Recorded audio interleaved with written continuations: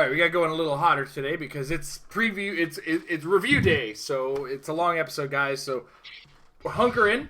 We're going to be talking about every single figure in Black Panther and the Illuminati. Woo! Excuse me, Avengers, Black Panther, and the Illuminati. And I'm joined this week by Tom Cheers, everyone. Good evening. and Jay. Hi. All right, guys. Before we get into it, how's the week been in HeroClix?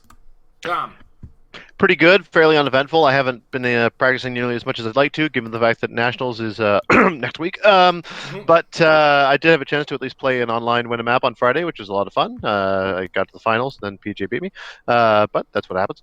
And it was good times. That's about my whole week in HeroClix, I'm afraid, though. I need to do more of that. Fair enough. Jay, how you been? Let's see. I played two pre-release. I can't remember anymore. Two pre-releases this weekend. I'm trying to. What did I even play? I'm trying to remember. On Friday, I played at Chaos Collectibles in Markham. I ended up pulling. I pulled Champion, which became a recurring theme for me. So I played. Because you were the champion? No, not even close. So I pulled the Champion in addition to the Hulk, but I felt that the way the team composition would have gone with Hulk and Champion, I couldn't fit a range attacker, so that just felt bad. I didn't want to just have a couple of bruisers and get shot at, so I ended up playing Champion, the White Panther, the uncommon with running shot, energy explosion to start. I played Io, who has the traitor trait if you play her at the lower points, but I played her at higher because I don't think at the lower points is that great. Because of the traitor trait, I played Okoye, who was awesome. And I feel like that was it. I feel like I'm forgetting a figure. It was like not even a rare, like whatever filler figure at that point. The heck was that figure? I don't remember. It didn't matter because I went 1-2. I had one game against Dennis playing like a bunch of good stuff. He had Rune and other good stuff, and I unfortunately was I was playtesting with Emily just before this, and I had my hedge maze map out on the table. He won map roll, and he just picked that, and then I was very sad because he wasn't that great in particular. What? Never leave that shit out. People didn't bring. Yeah, the store doesn't run events that often, and people only use my maps basically. So that's kind of what happened. I rolled a lot of I rolled a lot of threes, like a lot of threes. It got to the point where even he was sympathetic, and his team was already good. I really can't remember what he played besides Room, but he just wrecked me pretty much. I think he would have wrecked me even if I could have hit attacks, although. Oh, he had the Namor rare. That was another major piece, but it still was like 100 points left. I don't even remember. But yeah, so he just destroyed me, and then I played against. I can't remember the kid's name. Was it Tyler? I think it was Tyler. He's played at Warehouse before with his dad, and he had. Like, is there a tier beyond God pools? Because he had, in addition to having the rare Spider-Man, who had played at full points, he had the Gauntlet Chase Captain America. Like, I don't know what other two figures together in sealed can really be better in this set. Like, it was yikes. Because and he had theme. I think he won map. No, I think I won map roll and picked Earth X Wakanda just because I wanted to obscure him before I got shot at. He actually rolled like a good couple crit misses with that Spider-Man, but I still couldn't touch it. I couldn't do anything really. I had no delusions I was going to do well that game. And then I played against Kyle, who had Hulk, and he had Jason telling me to hurry up and shut up. He had other figures. It's a review day, man. Yeah, you're right. He had other figures, and I managed to win somehow because his dice were really bad, even though he had 12 attack Hulk. And then the next day I played at 4-1 Vaughn. I pulled Champion again and Lockjaw, but I ended up playing a Cosmic Theme team with 3 Elders. Nobody had objects until the last game. It was another game against Devin where I literally needed a 6 to win, and I just crit missed. And it was like, okay, that was fun. And I recorded with Clickstuff, and that's already out there. And we did set review as well, and that was also long. I think like 2 hours. So Set reviews are not quick. Myself, if you caught it earlier in the week in the channel, or actually across the weekend, we got our unboxing stuff from WizKids, so that was exciting to go through. Some highlights are in the video. Right. We posted them earlier this week, so you're on the channel. Go check that out. In the meantime, it's time to take all our faces, minimize us, and let's get to the set. Now we're going to be using the post on HC Realms because HC Realms hasn't fully updated the unit section. It's close, but it's not quite there. And we're going to do what we usually do, talk about sealed, talk about competitive, and, you know, whether or not the figure has any kind of place in it. So, are you guys ready? Let's rock. Let's rock it. All right, we're going to start with figure number 001, Iron Man. He's got the Avengers team abilities, 6 range, 2 targets, 90 points. Avengers, Illuminati, Shield, Stark Industries, Armor, and Scientist. Keyword. He's got a special movement power in his last 2 clicks, stabilizing repulsor failure, earthbound, neutralized, and sidestep. He's also got a special defense power in his last 2 clicks as well, regeneration and toughness. When Iron Man uses regeneration after resolutions, he can make an attack. So, Tom, what do you think of this particular Iron Man? I don't think that I see any real potential for him in the constructed environment. As far as sealed is concerned, it's an odd thing to start, but I'm going to give it a sideways thumb because, honestly, if this is the best sort of either primary attacker that you pull, then he's serviceable in that respect. I mean, he's got decent upfront values. He's got some hypersonic. He can get out there. I love the Indomitable. He's got flight, good mobility, good range, all the stuff that you want, but he's also got really nothing special. I love the fact that he can heal himself and stay on the assault when doing so. But he's also only 6 clicks deep, which is pretty modest. He's very outwittable, and even without it, then penetrating damage chews through him pretty quick. He's fine. He's fine. Yep. Jay? it's really a weird scenario when this isn't a competitive dial, because if this was like 3 years ago, this is kind of ridiculous for 90 points. Yeah. But, It's the set we're in, man. yeah, so sealed wise, I don't think you should. I mean, you probably maybe play him, but I don't think you necessarily want to unless you have theme to guarantee an optimal map choice, like one with a lot of elevator, maybe Wakanda, just because, yeah, the range penetrating damage will really get to him. So you probably want him zipping around more. So I would ideally want theme, which is hopefully going to be easy enough at Team Sealed. I do have to agree with Tom. This is an okay common, and I'm not sad if this is one of my commons and I didn't pull particularly powerful on the higher end of the rarity. So okay and sealed, not really going to see competitive play, but you know it's a cool figure in the common slot. There are other formats that exist in the more casual realm that can make use of this figure. Or Popper. That's what I meant. Other formats. There's 2 of them. Captain Marvel, Avengers team ability, 6 range, 45 points. Avengers Creed Cosmic Soldier keyword. Bearer of the Reality Gem plus 5 points. You can start with the Reality Gem. Jay, what do you think of Captain Marvel? I don't think you're ever going to give her the Reality Gem in Sealed over Black Bolt. That's just literally never going to happen. And also, I played her. She got in like 1 attack every game, and then she died. Like, she's just way too soft. Like, the top click is nice, but it's just when she gets hit past that, it's like, why did I pay? It's fine, but it's not great. So, yeah, sideways thumb, as Tom would say. Tom? I think that she has a very outside possibility of being functional in the constructed environment, if only because she's good TK perplex for 50 points on an Avengers theme team or a Kree theme team if you're going to that place. And I love the fact that she does have 1 good click of fighting. Unfortunately, she only has 1 good click of fighting with a willpower to back it up. I mean, she's the sort of person I would always be nervous to have on my team because I'm just afraid my opponent's going to know I don't need to take her out. I just need to deal her damage. And then she's very much neutered. So she's a risky play, but honestly, for 50 points, she's not bad for TK, prob, filling out your theme, and being a tertiary attacker for you. Reality would be TK Perplex. That's what I meant to say. TK Perplex, right? Yeah. Yeah, this is the last figure I put on a Seal team, but I'm not angry that she's only 45 points in my team in Seal.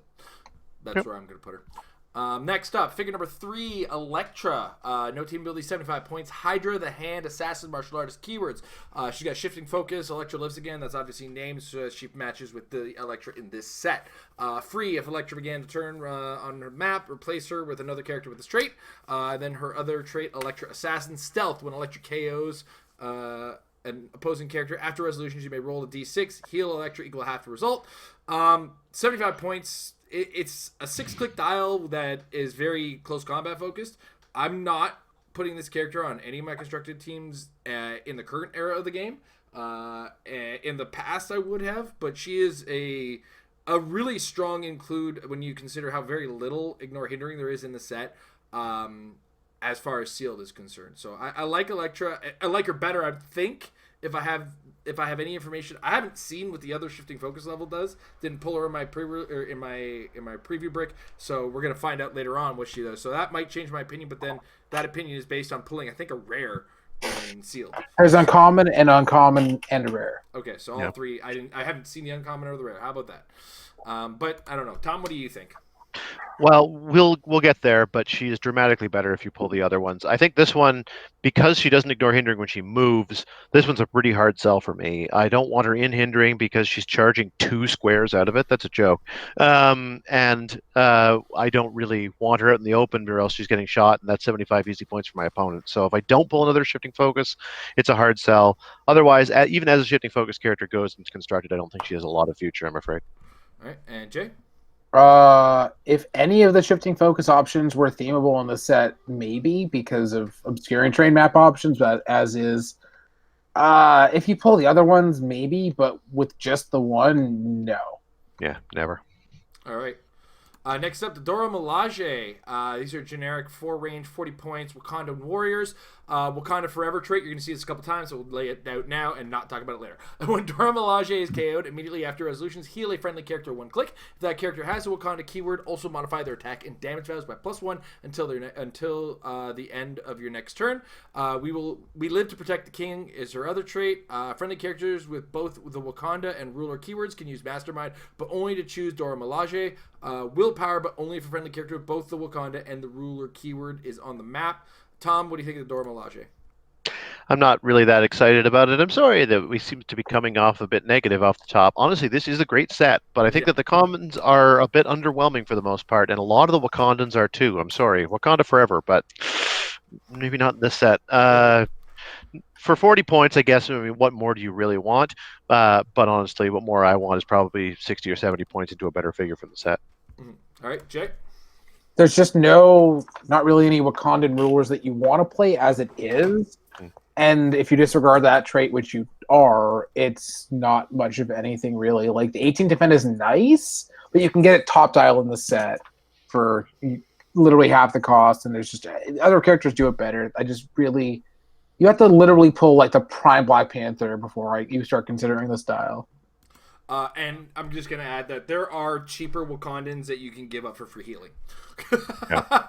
Yeah, even in Team Sealed, I don't think that there's much. Like Wakanda doesn't synchronize that well. Yeah. All right, next up, AIM Red Squad. 4 range, 20 points. AIM Avengers, Hydra, and Soldier keywords. Security and Tactics division at the beginning of the game. For all characters with this trait, choose Empower or Enhancement, and they can choose the chosen power of this game. If they're a part of a named theme team, you can choose both. Jay, what do you think of AIM Red Squad? Pretty decent. Really good if you have theme. Keep in mind how squishy this dial length can be in this environment. I don't know if I would go non-theme, but definitely consider this for Avengers theme and teams. All right. Tom? I think it's playable both in Constructed and Sealed. I think in Constructed, for 20 points, it's nice because you're going to be able to build around those keywords. There are some awfully good ones there, notably Avenger and to a lesser extent Soldier. Especially if you're playing the name, then you get both the Enhancement and the Empower, which is awesome. But honestly, for 20 points, I don't know what more you really want. Sidestep with the ability to crank up people's damage values situationally, or in some cases, both. And enough survivability that I don't mind paying 20 points for. It's good. Yeah, I've already actually come up with a couple teams, Avengers theme teams that use this. So I'm all in on this guy for both formats, just as the extra damage. Sometimes, you don't need the Empower, or sometimes you don't need the Enhancement if you're building that kind of sealed team. And that's where this guy will kind of fit in if it's not a named theme team. All right, next up, Dora Milaje Midnight Angel. It's another generic at 4 range, 30 points, Wakanda, Spy, Warrior keyword, Wakanda Forever trait, and then Wakandan Strike Team is the special attack power on the first 2 clicks. Unique modifier, Dora Milaje Midnight Angel, and adjacent friendly characters modify attack +1 if they are closer to an opponent's starting area than their own. They're 10 points less than the other Dora Milaje, but because similar to what Tom and you guys, Jay had said about the stealth on this one, because it doesn't ignore hindering. It doesn't move particularly fast once you start making use of that stealth, and you want it on the other side of the table. So I'm not too high on this one myself either in constructed or, but it is cheaper healing than the first Dora Milaje, so there's that. Tom? Yeah, I this is one where I think there's a little bit of potential maybe in team sealed, only because if you need a stealth shield, then they can function as one. And honestly, if you can pull a couple of them, then they're not terrible use of 60 points. Just having them slowly making their way up, they'll be in your opponent's face before they know it. And they're not that easy to deal with if they don't bust stealth. So not completely worthless, but highly situational outside of a team sealed setting. All right, and Jay? Yeah, maybe in teams with themes, you can guarantee creeping up on the Earth X Wakanda obscuring map, but otherwise, no. Do the creep, yo. You do the creep. Creep. All right. Next up, Wakandan Scientist. 15 points, Wakanda Scientist. Keyword doesn't have the Wakanda Forever trait, but it does have a special damage power in the first 2 clicks. We will start work right away, my king. Empower, but also affects other friendly characters with the Wakanda keyword within 3 squares. I also want to point out that this should be called Wakandan IT, because of the name of the Perplex power, which is, did you try turning it off and on again? Perfect. Tom, what do you think of the Wakandan Scientist? It's hard to complain about 15 points. That being said, it's not great. I mean, honestly, the aim guy so outclasses it for 5 points more, but you're not guaranteed to get both. And so, if you need some power, it's 15 points. Yeah. Or you can push it down to the perplex. You got to really push it, though. I mean, that's going to take some time. Jay? Pushing to stealth isn't bad, same as if in the case of the other stealthy Wakandans and whatever, but, like, yeah, it's kind of whatever. All right, next up, Nakia. Knock you out. Knock you out. 3 Promise range, what? 2 targets, 45 points, Wakanda, Spy, and Warrior keywords.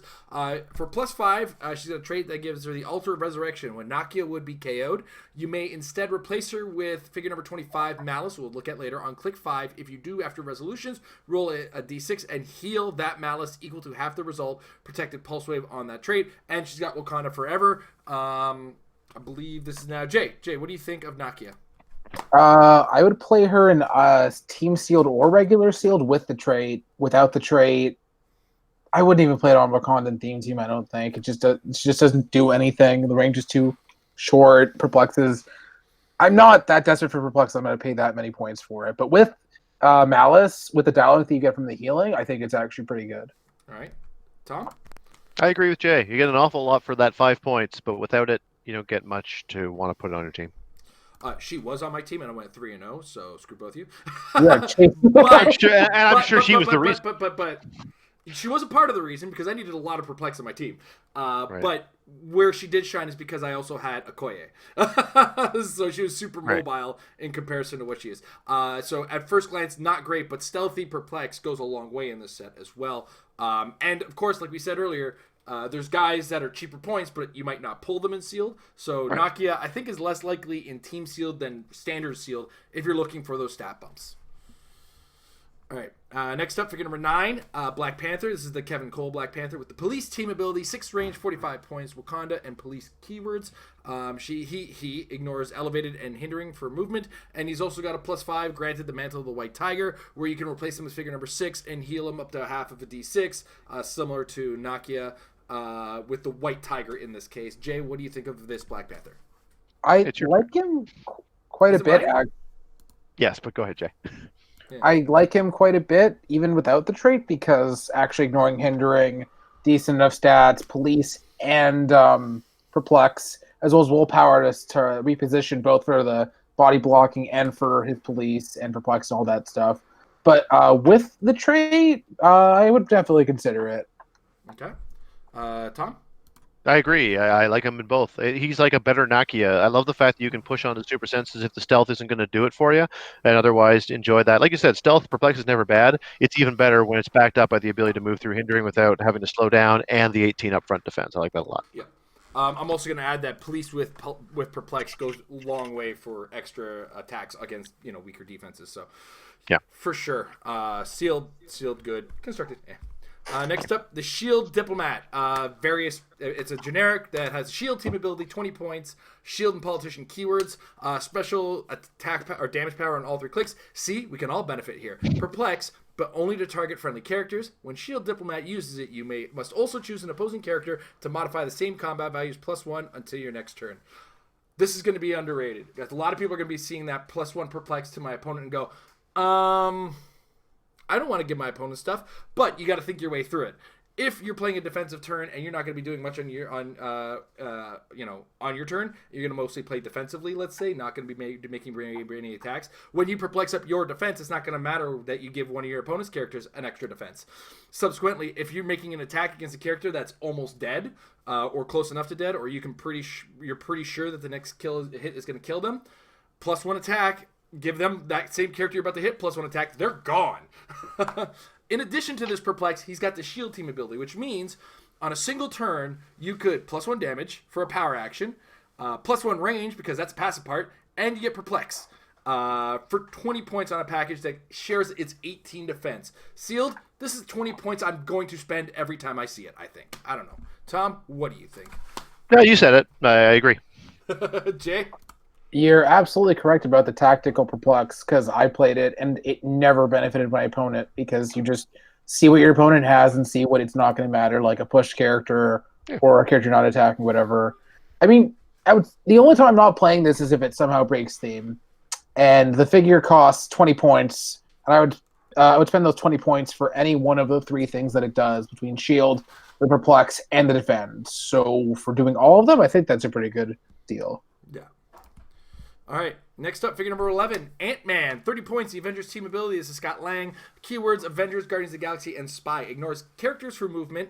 They have my daughter is a trait that gives him shape change, but it also, once per force, when Ant-Man, Adam Cole's in the chat. When Ant-Man is KO'd, do not remove him from the game. Instead, after resolutions, place him in the square he last occupied on a starting click. He is now friendly to your opponent's force. And he's got a special damage power in his first 3 clicks. Free, choose an adjacent friendly character to gain tiny until your next turn. Tom, what do you think of this Ant-Man? I think it's fantastic. I don't know how much I need to go into detail. I mean, boy, is he ever getting a discount for that traitor trait. With the shape change super senses up front, along with being tiny, he's going to be pretty hard, and ignores characters for movement. He's going to be pretty hard to pin down. He's going to be hard to KO. I think in your average sealed or team sealed game, it's unlikely that you're really going to be giving up that often unless you're just losing, which is too bad if you are, but you can't really build around that. I love the fact that he can make other people tiny, very strategically useful, and he's just really great and annoying, and for the points, I don't know what more you can ask for. And Jay? Yeah, I don't even care about the traitor trait, especially because everything he does you want in the early game, like basically making taxis and being tie-up, like that doesn't really matter in the late game. Like I played against him once and I took him on my team and he helped a little bit, but it was so late in the game it didn't matter. So sure, amazing figure. And if you're really worried about him dying, just get him back. Because Yeah, once per force. Yeah. All right, next up, Crystal. 4 range, 50 points, Avengers and Inhuman keywords. She's got a trait, Quake, as free. She's got a special damage power on her attack power on the first 4 clicks. Pull the moisture right out of the air. Smoke cloud, but may generate all water markers instead of hindering markers. And I love that they added this time around. -1 to attack still applies. That was something that caused a little bit of confusion with Tempest for sure. Jay, what do you think of Crystal? She's a pretty solid low rarity figure. I don't know if I'm rushing to play here if I pull like really high rarity powerful stuff, but she's definitely really good still, being able to taxi and the free Quake and pushing on a Replex. Like realistically, she could be pushing turn 2 after carrying to bring it to go in, get the Replex, up her stats, and then make some attacks. And then if you happen to pull Medusa, who's an uncommon, the synergy is ridiculous. So, all right, Tom. Agreed. I don't know what more you want. I mean, she's for 50 points. She's a really good deal. I love the ability to go out there, swing your way out with taxiing across the map, move 11 or even 12 squares to make a free Quake with full damage if you only got one target. Push on to Perplex. Great stuff. Really good. Little bit of a spoiler alert. This set and the Inhumans seem built for Lockjaw. We'll say what spoiler alert, but we'll talk about that later. All right, next up, figure number 13, a Black Widow, Avengers and team player team abilities. So she's a wild card, and she's got the Avengers team ability. 4 range with 2 targets, 35 points. Avengers, Champions, Marvel Knights, Shield, Thunderbolts, Cosmic, Martial Artists, 5 keywords. This is a 35-point character. With a +5 trait that allows you to give her the bearer of the space gem. So you can give her space gem for +5 points. We'll talk about the gems in a little bit. 3 clicks. Perplex, I mean, it's 35 points is probably a really solid choice for Perplex with Leap Climb that's super mobile. I don't know how much more I have to say about this. It's 35-point Perplex. Right? How can you go wrong with that? Tom, what do you think? Yeah, there is a world in which you pull a space gem and are able to turn her into a 40-point taxi for your team that is also perplexing and stuff, and that's great, especially with the wild card and the Avengers team ability to move a little bit farther. But otherwise, I mean, she's 35 points for perplex, and the hope that they're not going to take her out quickly so that she can try to get some dual targeting caps off until they realize their error. All right, Jay? I don't think you're necessarily giving her the space gem in sealed. Although I don't think the Iron Man is that great that it comes with, but it was prefaced with "if you're lucky." I also said I could see a world in which it happens. Yeah. Honestly, I think it could happen in Team Sealed, but I don't know if it's better to give it to someone else. The problem is she's kind of very killable. Like she's just not stealthy for some reason, and she'll just get shot. But definitely constructed potential. Sealed, I just don't see it as much, unfortunately. All right. Well, that is followed up by the Prime Black Widow. So we're first to the Primes. This is Elena Bello, the blonde one. She's got wild card, 6 range. She is 60 or 30 points. Did I say Belova? You said Bellanova. Oh, my bad. Belova. I swear, I thought I said it right this time. Anyway, aim, assassin, martial artist, and spy. Keywords, ignores characters for movement. Ultimate spy. She is traded with stealth, and shape change. Her movement power on her 60-point dial only gives her plasticity and sidestep for the first 3 clicks. Her special defense power, letting your guard down, combat reflexes, also free. Choose an adjacent character and standard defense power. Until your next turn, the chosen character can't use the standard defense power. I believe we're at Jay now. No, Tom. What do you think of the Prime Black Widow? Well, she's awesome. I mean, I don't know what more you want to say. For 30 points, she's a steal and very constructed playable.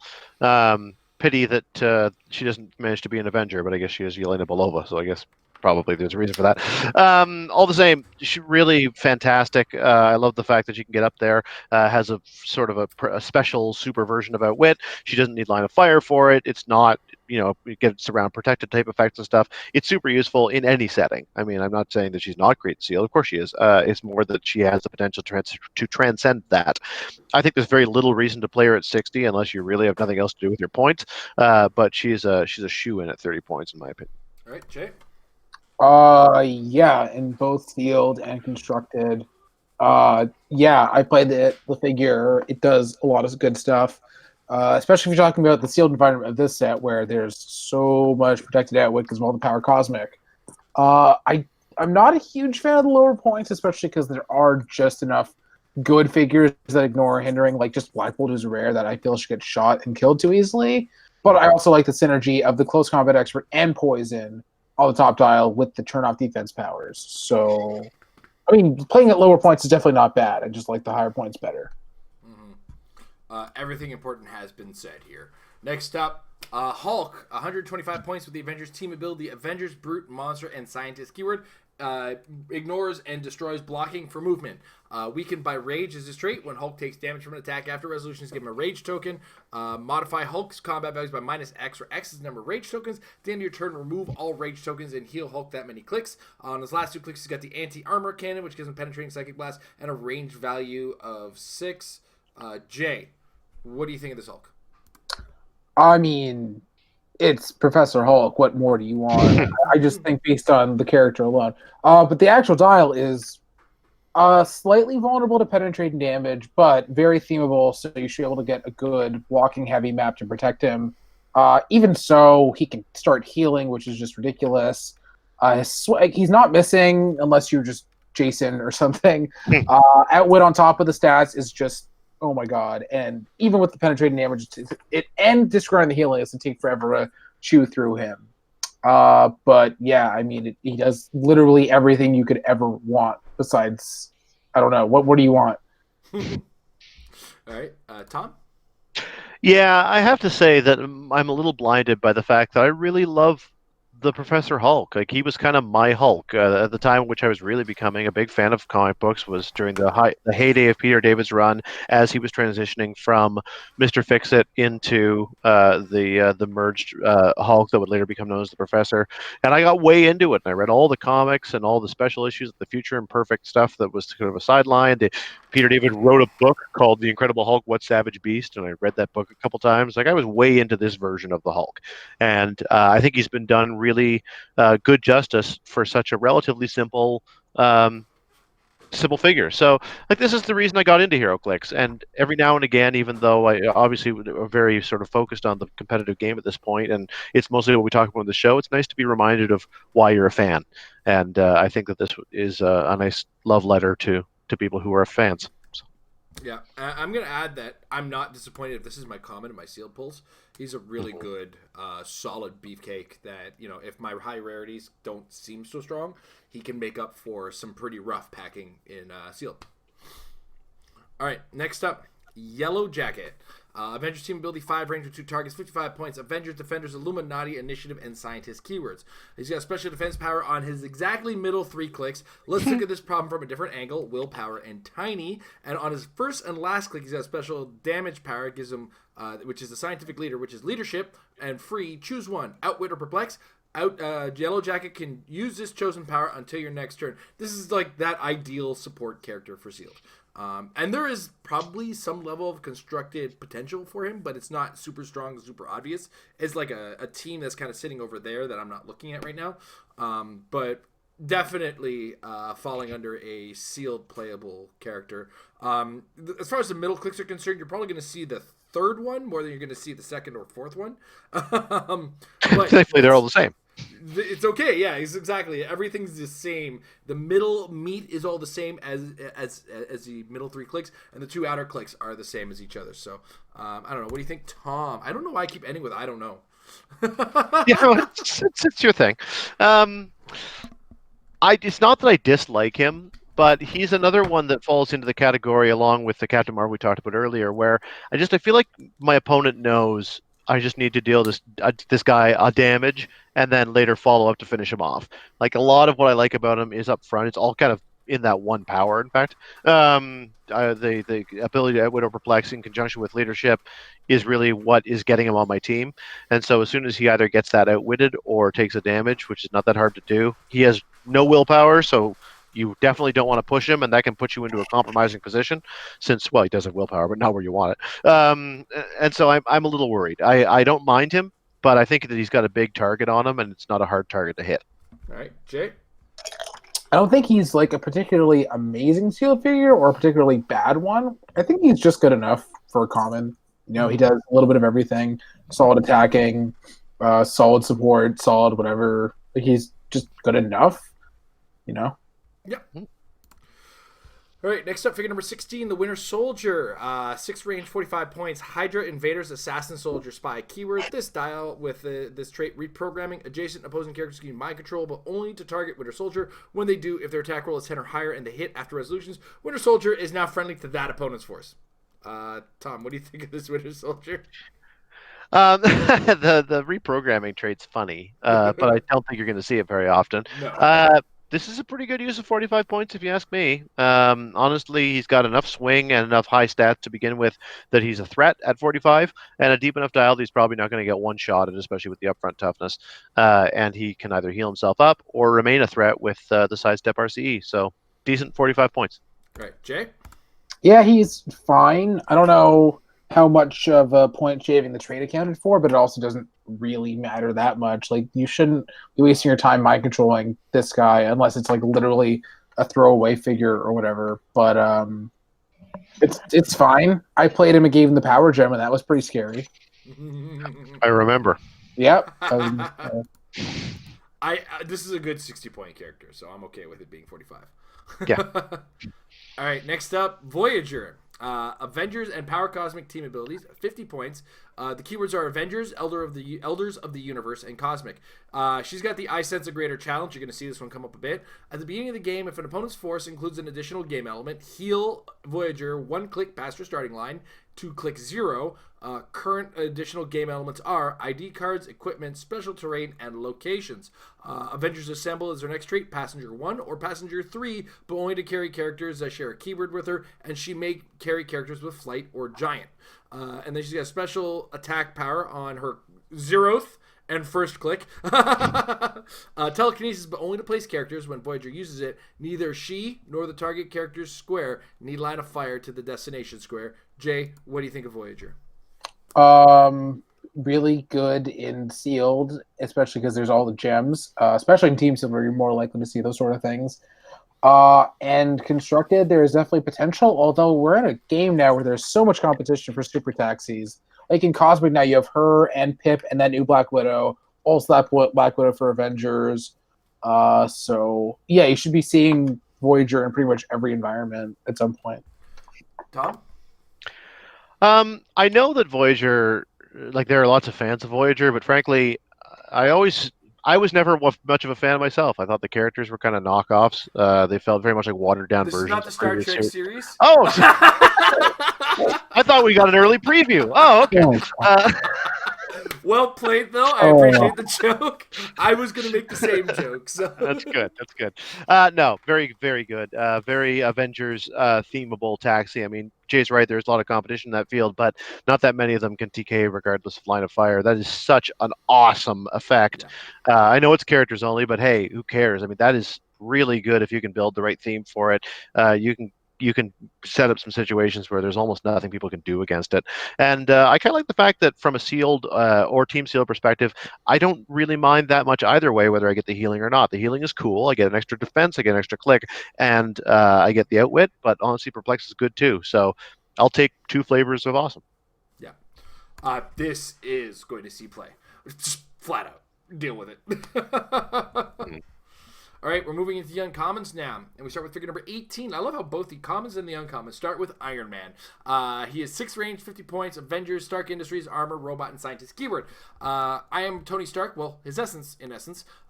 Leadership, this is a trait, may instead choose a friendly character within range and line of fire if they share a keyword. And then he's got another trait, emergency backup copy. When Iron Man is KO'd, you may place a... Avengers Black Panther figure number 18, Iron Man. Hey, this one's Avengers Black Panther figure number 18. What's going on here? From your sideline into your starting area on click number 1 and roll a d6. Deal unavoidable damage to that character equal to half the result. Protected pulse wave. Each one KO'd is scored. Is it my turn? Whose turn is it? Yeah, it's yours. It's yours. It is mine. This is hilarious. Everything about the figure is hilarious. There's no way I'm filling my sideline with them. Because I could be doing it with Super Friends with my dice. But that said, if you don't have Super Friends, you need some sort of source of outwit. Perplex, sure, go for it. This is an okay figure at best, but it is still hilarious in what it does from the sideline. I'm probably at best playing this in sealed, not team sealed because I'm desperate, but it's okay. I think. I don't know, Tom. I think it's a 50-point gift to your opponent if you do anything other than just play it on the field. Like if you've got it on your sideline, then it's practically you're giving the game away. Because why would you bring out a 4-click figure that's 50 points who's guaranteed to take at least 1 damage and may take 3? They're going to be one-shotted again, and it's just. It sucks. On its own, it's not even that great at 50 points as it is. So I don't know. It's a hard pass for me. I know it does some stuff, but I'd pay 30. All right, Jay. Yeah. Constructed. I don't think this is gonna happen. I don't know. For sealed, I guess putting more on the sideline as a desperation play. Like if that's like you're not gonna do it regularly, but if you're somehow really desperate and it will somehow help you, then maybe. Otherwise. Yikes. All right. Next up, figure number 19, Captain Marvel. This is the Moonstone Captain Marvel, Carlos Sofin. She's the Masters of Evil team ability, 6 range, 100 points. Dark Avengers, Masters of Evil, Thunderbolt, Celebrity, and Scientist keywords. She's got the Justice Like Lightning trait. Remember that one? If you Yeah. don't, here it is. When Captain Marvel damages one or more opposing characters when attacked after resolutions roll of D6 on a 5 to 6, remove an action token from a friendly character with the Thunderbolts keyword within 4 squares. Special movement power in the last 4 clicks, phasing, teleport, and sidestep. When Captain Marvel makes a close attack, walls don't prevent adjacency to her target. And this is special defense power also on her last 4 clicks. Bonded to stone, super senses, and willpower. Tom, thoughts on this Captain Marvel? I don't love it. Feels very good for the character. There's definitely that about it. It feels like this particular take on Captain Marvel. But honestly, the values up front, with the exception of movement, are all a bit low for me. And yeah, there's a perplex, but there's only one, and all the values feel low for 100 points. With the lack of willpower, there's no guarantee your Justice Like Lightning is going to work, of course. And she relies a lot on steel energy. The walls aren't that common. I mean, if you win theme, then great, but your opponent can easily stay away from that particular effect, especially considering she doesn't have movement attack with it. So I'm afraid I'm not convinced. All right, and Jay? She's an okay bottom of the barrel. This is the best I pulled figure, but unfortunately, I mean, there's enough cheaper pucks to make that work, but it's just no. If you see this in Team Sold, though, you know that you're going to have an automatic win as well as all your teammates. So that's good. All right. Next up, Elektra. This is the uncommon version of the thing. The thing. That thing. Not in this set. Range, 4 range, 75 points, Thunderbolt, Assassin, Martial Artist. Yeah, they're shifting focus. That's what I was looking for. Ignores or can shoot out of base for targeting, a line of fire, shifting focus, Elektra, and then Elektra Contest of Champions. Once per turn, when Elektra KOs an opposing character, you may roll a d6. If you do, after resolutions, Elektra may makes a number of attacks equal to half the result. Woof. Jay, thoughts on Elektra? Devin won a pre-release event with this, as well as the other, the common on the sideline, not the rare. She's fine. The options are good. It's worth noting that she goes shoot in adjacency. I just, purely on her own, I just really don't think it's good enough. But with at least one more shifting focus option, it's like, fine, I can kind of see where you're going with this. But just purely on its own, it's kind of... the swing is really low, and the initial damage output is just not great for the stats overall. It's not good enough for the points, but with options, sure. All right, Tom. I'll say this: I think she's the best Elektra if you only have to pull one. But other than that, I can't really say much on top of what Jay said. I don't think she's quite there for 75 points, maybe 65. All right. Yeah, it's okay. I'll go with Tom on that one for sure. Yeah. All right. Next up, Ao. Ao. Wakanda Forever trait. She's coming in at 30 or 20 points with the Wakanda and Warrior keywords. And then to save Aneka, I will betray Wakanda is her trait. Once per game when Ao is KO'd, if she is 20 points, do not remove her from the game. Instead, after resolutions, place her in the square she last occupied on her starting click. Now she is now friendly to your opponent's force and loses the Wakanda keyword and can't use the Wakanda Forever trait. I played this character. If you need the leadership, go for it. I played her at 20 points to fill up a team. She's okay at best, but not really a shining star. Tom, what are your thoughts? See, I didn't say I don't know this guy. It's interesting. It really is like, what do you do? Do you want 20 or do you want 30? I like the choice. I like the buildability of the whole thing. Honestly, there are definitely times when I'm not going to want to give my opponent a leadership figure that kind of appears amidst my forces with blades. But by the same token, honestly, for 20 points, I do think that it's pretty great to get a leadership figure with 4 clicks, the ability to heal themselves if they don't get one-shotted, and some potentially good damage output. So I like it. I don't think that I'd build around it, but I would try to find room for it. And Jay? I feel like if you're playing it at 20 points, you're actually just giving your opponent a better figure than you do, because by the time that she gets taken over, she's going to be way closer to your figures, and it's going to go all bladesy 11 attack.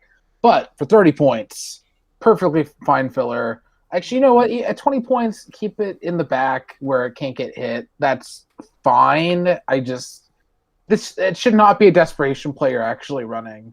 but I found her to be a backup cleanup. She did do leadership when she needed to do her leadership, and she would attack with blades when something was about to die. That was all I ended up using the 20-point version for. So for 20 points. Yeah. All right. Next up, AIM White Squad. 4 range, 30 points. AIM Avengers, Hydra Scientist keyword. Science and Engineering Division. At the beginning of the game, for all characters with this trait, choose Outwit or Perplex. They can use the chosen power of this game. If they're part of a name theme team, you can choose both. Tom, what do you think of the AIM White Squad? Great. I love. Hey, 30 points for either Outwit or Perplex. And if you really need a support piece, just push early and stay back. And they're great little defense support combo. Otherwise, pull back, use your Outwit or Perplex to try to make your team better, and use the in cap when you have the opportunity to do it. I think 30 points is a steal, and if you can get both, then damn, it's a real steal. Yeah. So yeah. Jay? Yeah, Tom pretty much got it. Yeah, you're gonna find this is kind of the general consensus on the AIM guys. They're just pretty good. Yeah, they are good. All right, Aneka is the next one for 50 points. Wakanda and Warrior keyword. Wakanda Forever trait, and then she got a special defense power in the first 2 clicks. Stolen prototype Midnight Angel armor, which gives her defend and toughness with an 18 defense. Jay. We'll figure it. 1 second. I do this in the uncommons every time. It's not great, unfortunately. It's the you can get defend for cheaper. The combat ability, like the stats, are not great. I don't know. If you really need a taxi, you have no other options, and you want the defend, I guess, on Wakanda. Otherwise, I don't know. I would probably stay away. All right, Tom.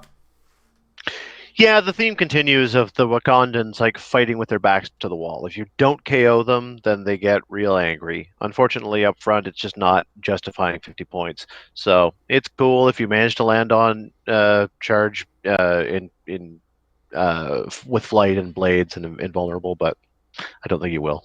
I think you'll just die. Yeah, I'm going to go ahead with everybody to move this along, to be honest. Next up, Shuri. 4 range, 60 points. Wakanda, ruler, warrior, scientist keywords. That's all out of order. Wakanda Forever trait. And then I saved the best tech for myself, brother. Free. Choose another friendly character with the Wakanda keyword and a standard power that character can use. Shuri can use that power until your next turn. I like Shuri better without these first 2 clicks. I like her so much better without those first 2 clicks. I feel like the back end of the dial is where the 60 points are, and those first 2 clicks are just hard to look at. That's kind of, and I feel like if this character didn't have those clicks were at the back end or in the middle, I'd be a little bit higher on this. And in a lot of cases, like you have to kind of look at the Wakandans that you're getting and say, am I going to get the powers that Shuri needs from Wakandans? And overall, this is a big hard meh for me. You'd actually have to have one hell of a pool of Wakandans, which makes Shuri a little bit more feasible, I think, in Team Sealed, whereas Sealed, she's a little less viable. I don't know. I physically feel like I don't know if I'm right on this one, and Tom is probably going to correct me. No, I think you are right. In fact, it's good that you mentioned Team Sealed, because I think that her stock really increases with what you build around her, not only for the obvious fact that she gets to choose powers based on other Wakandans, and so you want that, but also the less obvious fact that if she's a pretty vulnerable 60 points if you don't have just a lot of clicks for points on the field. But if you're able to get a field full of a swarmy team where just about everybody's probably going to be 1 or 2 shotted, but you've got a lot of people like that, and there's the ability to get up in your opponent's face and kind of force them to figure out what they're going to focus on, she can have more powers to choose from. She's more likely to be able to survive down to hit her last clicks, and if she's really drawing that much attention, hopefully she's drawing that much attention so the rest of your team takes advantage. So I think Team Sealed, she has a lot of potential. Other than that, I can't see her in Constructed, and I can't see her in Standard Sealed unless your pulls are really suit her. Jay? I'm hard-pressed to want to play any other Wakandans anyway, so yeah, it's just...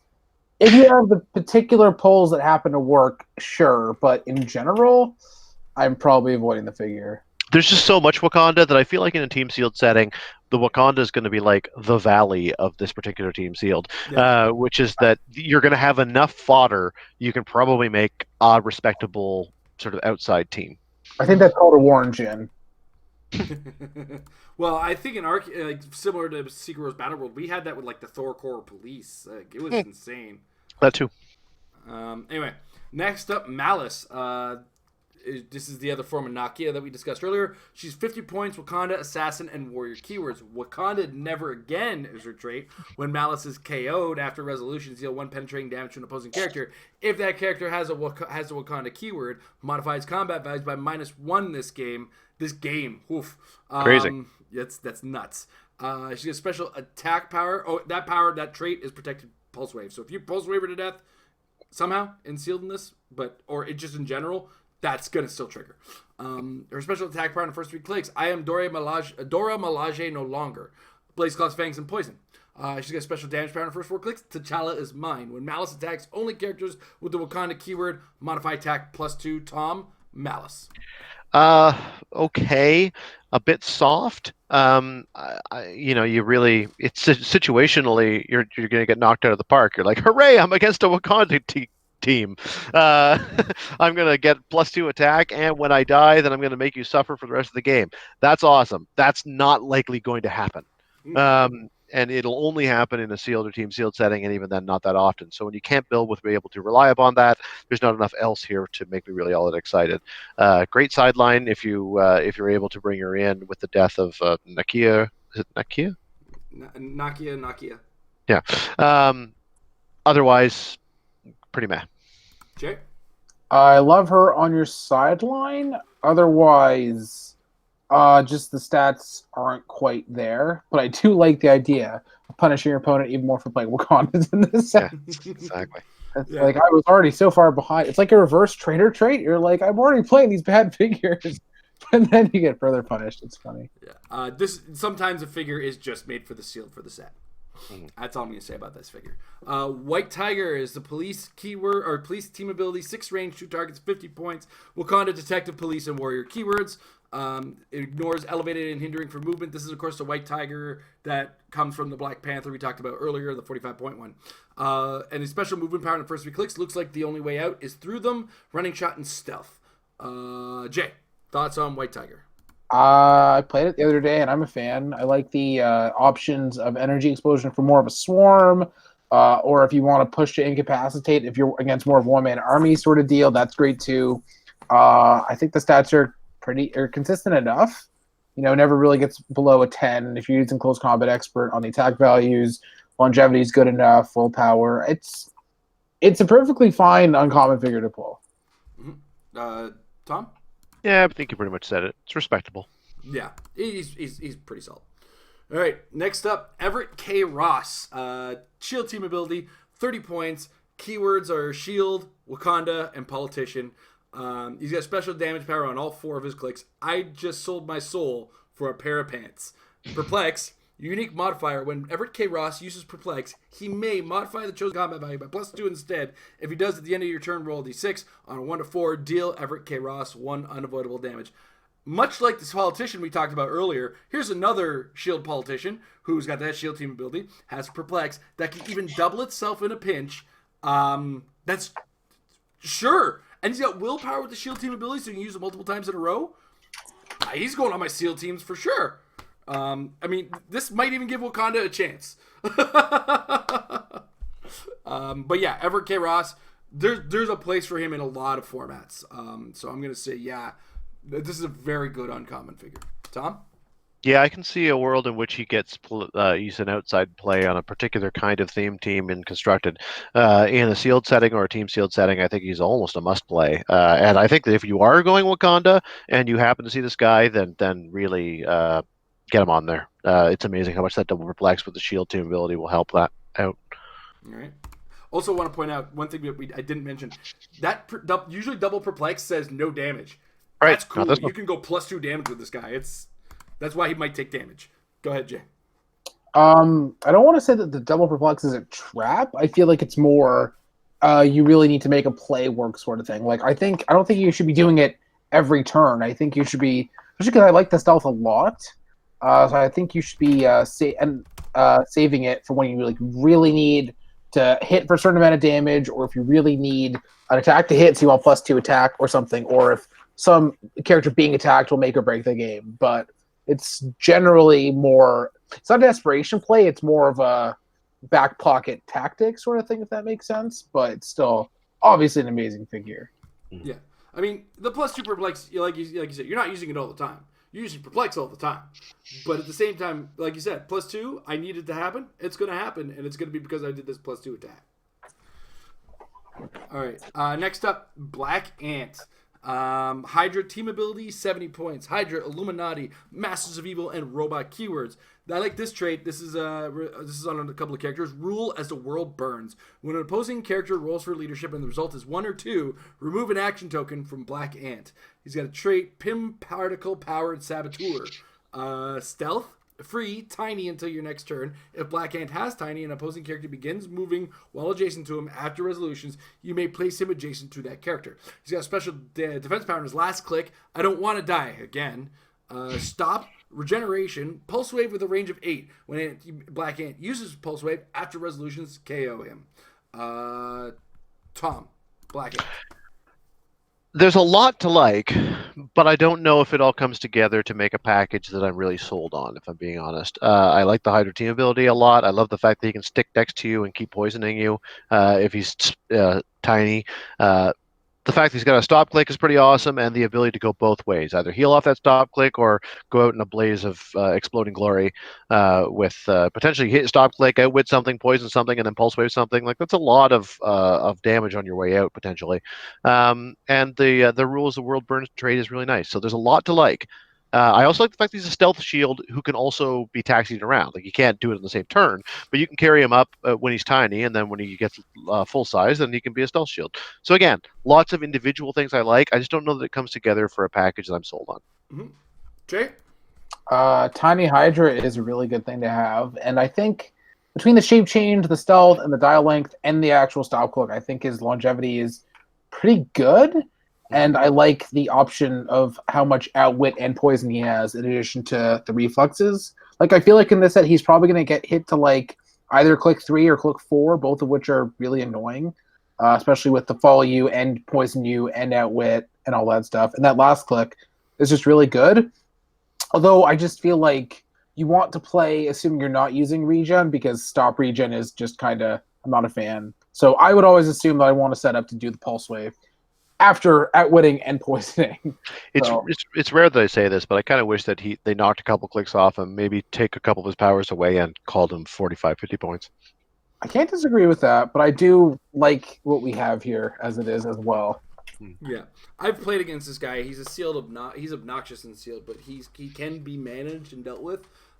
It's more work than 70 points deserves to be to kill.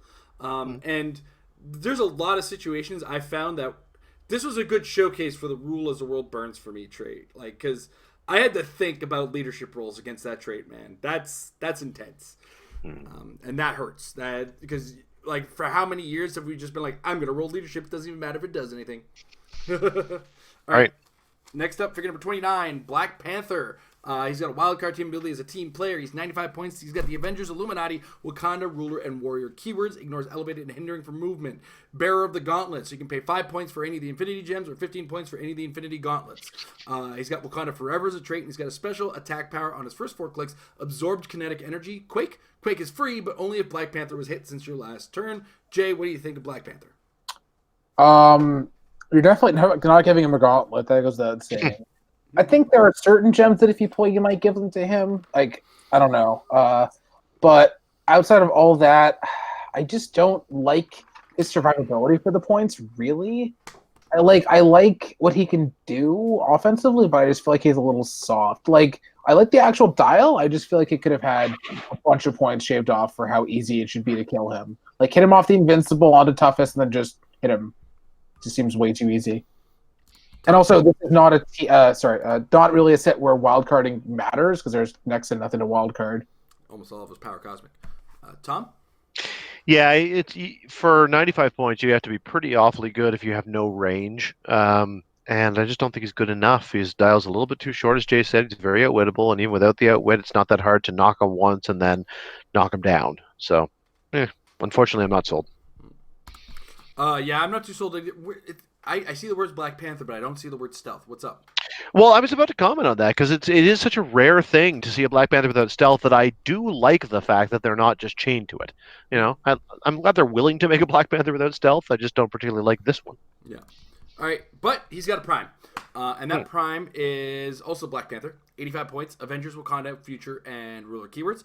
King Solomon's Frogs is his trait. Probability control. It's traded probability control. When Black Panther uses it after resolutions, if he was the last character to re-roll that attack roll, generate an Ancient Warlord Bystander, which has charge, 11 attack with blades, 17 defense with toughness. What? Right? And he's special movement power on his middle four clicks. Have you forgotten my powers of ESP? That sounds like such a Deus Ex Machina line. Mind control, sidestep. When Black Panther uses mind control, he ignores elevated, hindering, and blocking.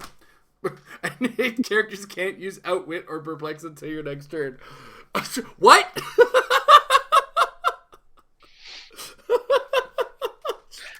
Sure. Okay. Yeah, I'll play it in sealed. Why not? I'm the last one to prob that attack. Eat this guy, by the way. Jesus. Right? Yeah, this is a definite play for me. I don't know about you. As far as Constructor is concerned, he's less likely to be played for me. He's not like standout as an uncommon prime, but jeez Louise. I can't believe, what did I just read? Sorry, Tom. Even in constructed, traded prob control is a tasty morsel. Just 85 points is a bit much for it. This is the guy who's going to get Winter Soldier on your team, though, so there's something to be said for that. And I hear it seems very easy to bring out Ancient Warlords in a setting where there's not necessarily a ton of sealed, or a ton of prob like sealed. So yeah, absolutely playable. Jay? Yeah. I mean, he already, even without the Avengers keyword in this set, where that's just basically you get theme. Just having traded prob is, how can you not play traded prob and sealed? That just is not allowed. Yeah. No, you can't pull this guy and not play him pretty much under any circumstances. I just don't see it happening. And yeah, like Tom said, there's just not going to be enough prob to the point where you're just going to get a pog automatically, and then you're just going to keep on pushing them to bypass the max, because why would you not? You know you're getting one. On your turn, you can just get prob. It's probably worth probbing a successful attack roll sometimes. Yeah, you're 100% right. I'm gonna prob it. Why? I want to be the last one to prob it and charge you with an 11 attack, 3 damage. Right? Just great. I'd be inclined to say that he was the best uncommon, but then we got to our next one. Yeah.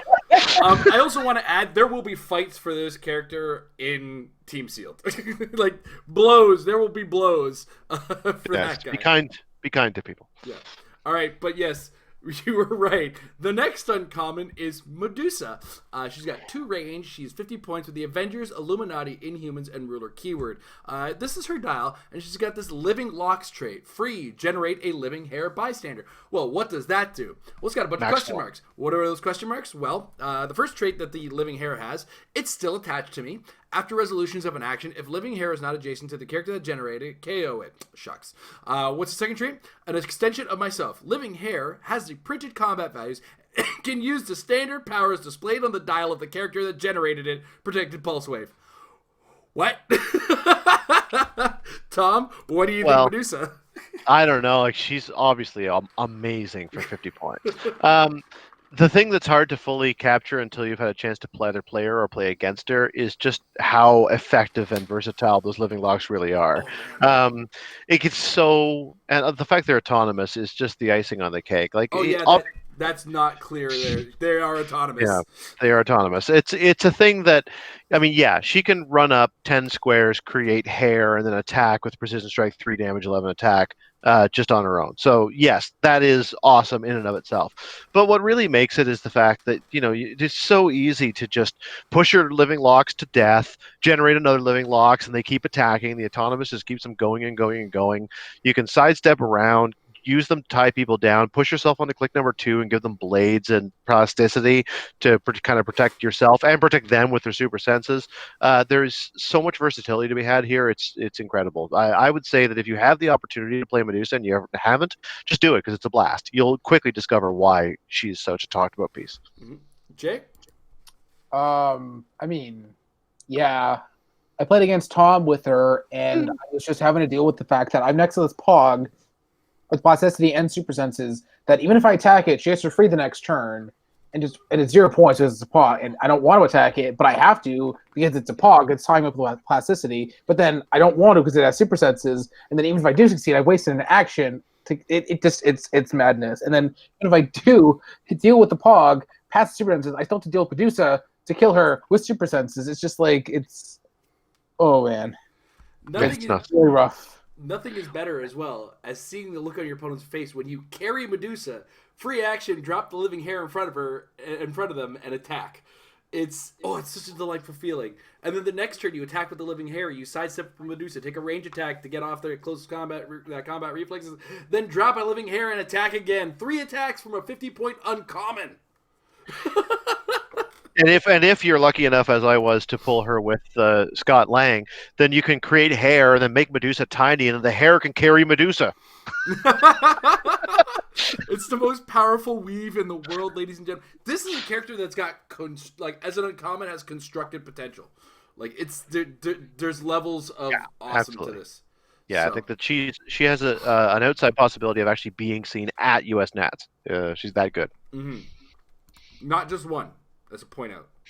True. Very true. All right, next up, one of the kings of sealed in this set. This is Thor. He's got the Avengers keyword. He's got 6 range 2 targets. He's 120 points. He's got the Asgardian Avengers, Cosmic Deity, and Warrior keywords. He's got a what you see is what you get dial. He's the bearer of the Time Gem. If you happen to get the Time Gem, you can give it to him. And he's got this trait, Legendary God of Thunder. Once per game, when Thor hits a single opposing character with a ranged attack, you may choose to make that damage dealt penetrating. Jay. Thor, I think, is one of the gem bearers that doesn't come with a gem that I would seriously consider giving the gem, because although I love that cap, like how could you not give basically your tentpole prob? Carrying and the enhancement and the high damage and energy explosion options just to have more options, and then the penetrating trait. Oh my god. I did see one funny thing though. I saw somebody's Thor get mind controlled and use the penetrating against their own team before he could do it to their team. So that was pretty funny. So be mindful of that. But this is obviously so good. Mm-hmm. How could you go wrong? Tom? Yeah, I wish I really don't have anything to add because I feel like the dial speaks for itself. It's not the best 120 points in the game of HeroClix, but within a sealed or team sealed setting, I think you'll be seeing him a lot, as anyone who pulls him will probably play him. Yeah. All right, next up, Eitri. Eitri? I hope I'm saying that right. He's 35 points as Guardian Armor keyword. The Master Smith of Nidalvillier. During force construction, you may add 3 equipment objects with different names of 10 points or less to your sideline at the beginning of the game. An opponent chooses one, and you choose one of the other 2 to place in your starting area. The 2 you didn't place stay on your sideline. Special damage power in his second 2 clicks. Had this been dwarven craftsmanship, you wouldn't be needing of any repairs. I gotta go Warcraft dwarfs on that one. Sure. Free. Roll a d6 on a 4 to 6. Heal an adjacent friendly character with the armor, robot, or vehicle keyword. 1 click. All right. So this is not gonna see much in the way of sealed play because a lot of his strength. I mean, okay, it's a 35-point perplex. I'm not gonna say don't play him. If you're hard for perplex, sure. But this guy's shine, this real shine, isn't constructed when you're picking 3 objects and you're giving your opponent Sophie's choice. I was explaining to Amber yesterday. I was like, okay, so you put a character on your team who can make effective use of Mjolnir, and you scare the hell out of your opponent, and they're going to say, no, you're not getting Mjolnir. But then you pick 2 gems, and the 2 gems are going to be like the gems that you look at and go, I really need this gem or this effect or this other 10-point equipment. And now that your opponent has been scared off into Mjolnir, or getting rid of Mjolnir, you now have that other object in your starting area. Skip that whole TK, skip that whole needing a character to go pick it up and sidestep. This is going to be the guy that gives you the equipment that you're going to want to make effective use of. And 10-point equipment is a very common point value, and it's 10 or less. The rings are really solid choices. Mjolnir falls under that. Almost all of the equipment from Mighty Thor falls under it. I think of note, the exospecs are not going to be pickable with this one. That's pretty much it, and the gauntlets and cubes. But so this is a character whose effect, though not necessarily the strongest one, is more useful and constructed than, say, sealed. I think. Tom, what do you think? I agree with you, except that I don't think I'm going to play him that often in Constructed either, because 35 points is pretty dear in Constructed. I like the fact that you've got that interesting Sophie's Choice thing going on. I think that he'll be kind of neat on certain types of Asgardian teams. I think that he'll be fun in a casual setting, because that's the kind of fun thing that is kind of fun and casual, to say, all right, so what can't I have? And that'll be kind of neat and slick and fun. But I'm not sold on him either way. I agree with you. He is made for sealed. I just don't think I'm going to play him in sealed. Or he's made for constructed, but I just don't think I'm going to play him in constructed. Yeah. Jay? Opponent decision-making figures are always interesting because, pretty much no relevant, almost no equipment are over the points that you can, use. But just the fact that you get it in your starting area and you can body block it so you don't just lose it. Like, I happen to have this handy Venom symbiote, the option of getting it and not having it be blown up, because, it doesn't really matter how many points it costs because you're just getting it for free anyway. But yeah, give your opponent the choice of Mjolnir, this, and a gem, they're not going to be able to know what to do. So, keywords, Asgardian isn't bad necessarily. Armor is, maybe okay. But I guess for non-theme it's fine, but not right now, I don't think, for constructed. But I feel like this will be eventually be a figure that you see more of. Yeah. All right, next up, Possessor. Power Cosmic, 7 range, 95 points, elders to the universe and cosmic trait. Bearer of an infinity gem. For 5 points, you can give him a gem. It could be any gem, literally. Yeah. I sense a greater challenge, which gives him an awesome click 0, a 0th click. Rune Staff is a special attack power, which gives him penetrating psychic blast when Possessor uses it. After resolutions, choose one. Heal Possessor 1 click, or give an action token to a hit character. Special damage power, Possessor of all cosmic knowledge. Outwit, free. Choose a target opposing character within range and line of fire. Till your next turn, that character can't use protected outwit, and it's free. Its powers and abilities lose protected outwit. Tom, thoughts on Possessor? All right, quick rules check here, Jay. Can you use your Rune Staff power to heal on the click 0 if you started the game on click 1? No. Pity that. That really would increase the playability. I think Possessor is quite playable. In Team Sealed, I think especially, this set has a lot of Power Cosmic, and we're about to get into it. Or otherwise known as Protected Outwit. We're going to get more and more as we go through the list here. So the ability to outwit somebody who normally can't be outwitted can really disrupt a lot of plans. A lot of people just aren't ready for that. And for that alone, I think that Possessor is a good use of points. I also love the ability to either token people or heal yourself up.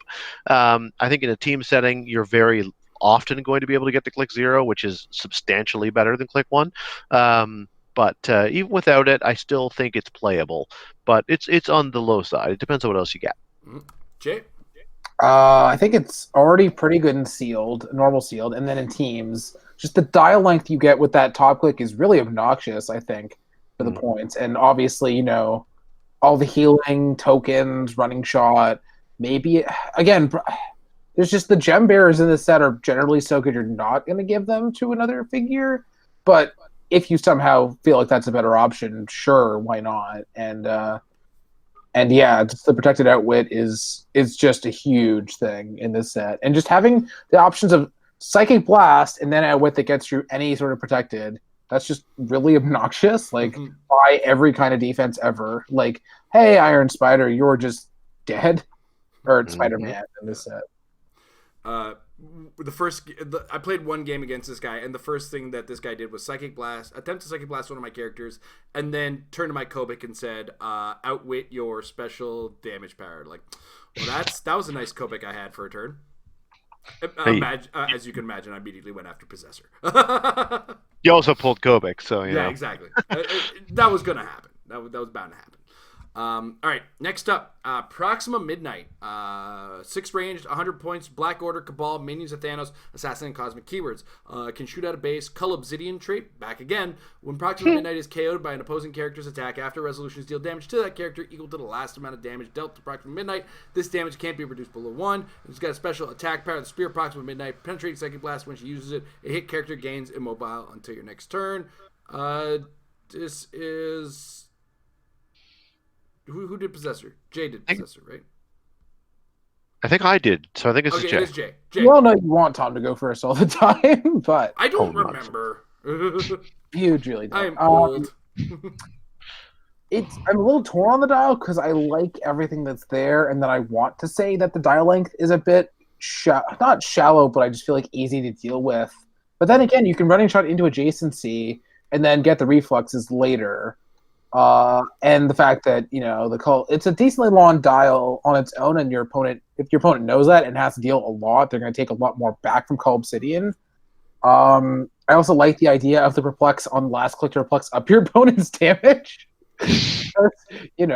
Why not? If you're gonna hit, it's gonna hurt. Yeah, I feel like this is another really good uncommon to play, but you're not reaching for it first if you have really good pulls, if that makes any sense. Tom? Yeah, I'm a sucker for an 11-4 up front with that Psychic Blast. That's it's nice. Oh, it's beautiful. But I agree with Jay, especially if your opponent knows the dial at all. Like, this is the sort of character that I would want to play on a sealed team if I knew I was up against a field of people who don't know the set. Yeah. It's a great pre-release sealed character. Do yourselves a favor, memorize these Black Order characters with the Cull Obsidian before you go into these big sealed tournaments if it's for something, because this will bite you in the butt. And it's not a nice bite. Like, you'll lose skin. All right, we're hitting the rares now. We're getting there. We're going to try to speed up a little bit. We got Rescue, Avengers team ability, 5 range, shoot target, 70 points, aim, Avengers, armor, scientist, keywords. Special movement power, I'm finding some new uses for it. Running shot, when Rescue uses it, after resolutions, you may knock back each hit character 3 squares. Once per game, when Rescue hits one or more opposing characters, you may roll a d6. If you do, after resolutions, deal each hit character damage equal to the result. And he's got a special defense power on the first 2 clicks, like a lobster wrapped in a force field. Defend, invulnerability, energy shield deflection. Adjacent friendly characters named Enigma can use energy shield deflection. It's you. It's me. All right. Rescue's just okay. It's 70 points for a super support character. But the fact that it's a really good chance of hitting with the energy shield or with the incapacitate goes a long way. Plus the knockback kind of messes with things. I like it more than I should. That's where I stand with it, but I don't think I would ever play this for 70 points in anything but a casual game myself. Tom? Yeah, I cannot be sold on 70 points for 4 clicks that has no damage output. Jay? I mean, there is potentially really good damage output. There's also potentially a 1. Mm-hmm. I mean, I Between think 3 and 18 2 and 12 damage. so. I mean, you have carrying, you have in-cap with good attack, you have the knockback with in-cap, it's very themable, you have outwit and defend, not easy to hit from range, that's where most of the penetrating damage is coming from. I think it's a pretty solid package. I mean, maybe not undercosted enough, but for sealed, I think I'd be perfectly happy playing Rescue. Just the threat alone of the outwit and the damage and the knockback, just everything. And Rescue's going to hit with that 12 attack, so I don't know. I would be pretty happy to play Rescue in sealed, not constructed, but Yeah. All right, next up, Dr. Minerva, 75 points for 4 range. Kree, Star Force, and Scientist keyword. Kree, genetic manipulation is their trait. At the beginning of the game, for all characters with this trait, choose a standard attack power that an opposing character can use. Friendly characters with the Kree keyword within 4 squares can use the chosen power. Special defense power on her first, second, and last. Invulnerability and super senses.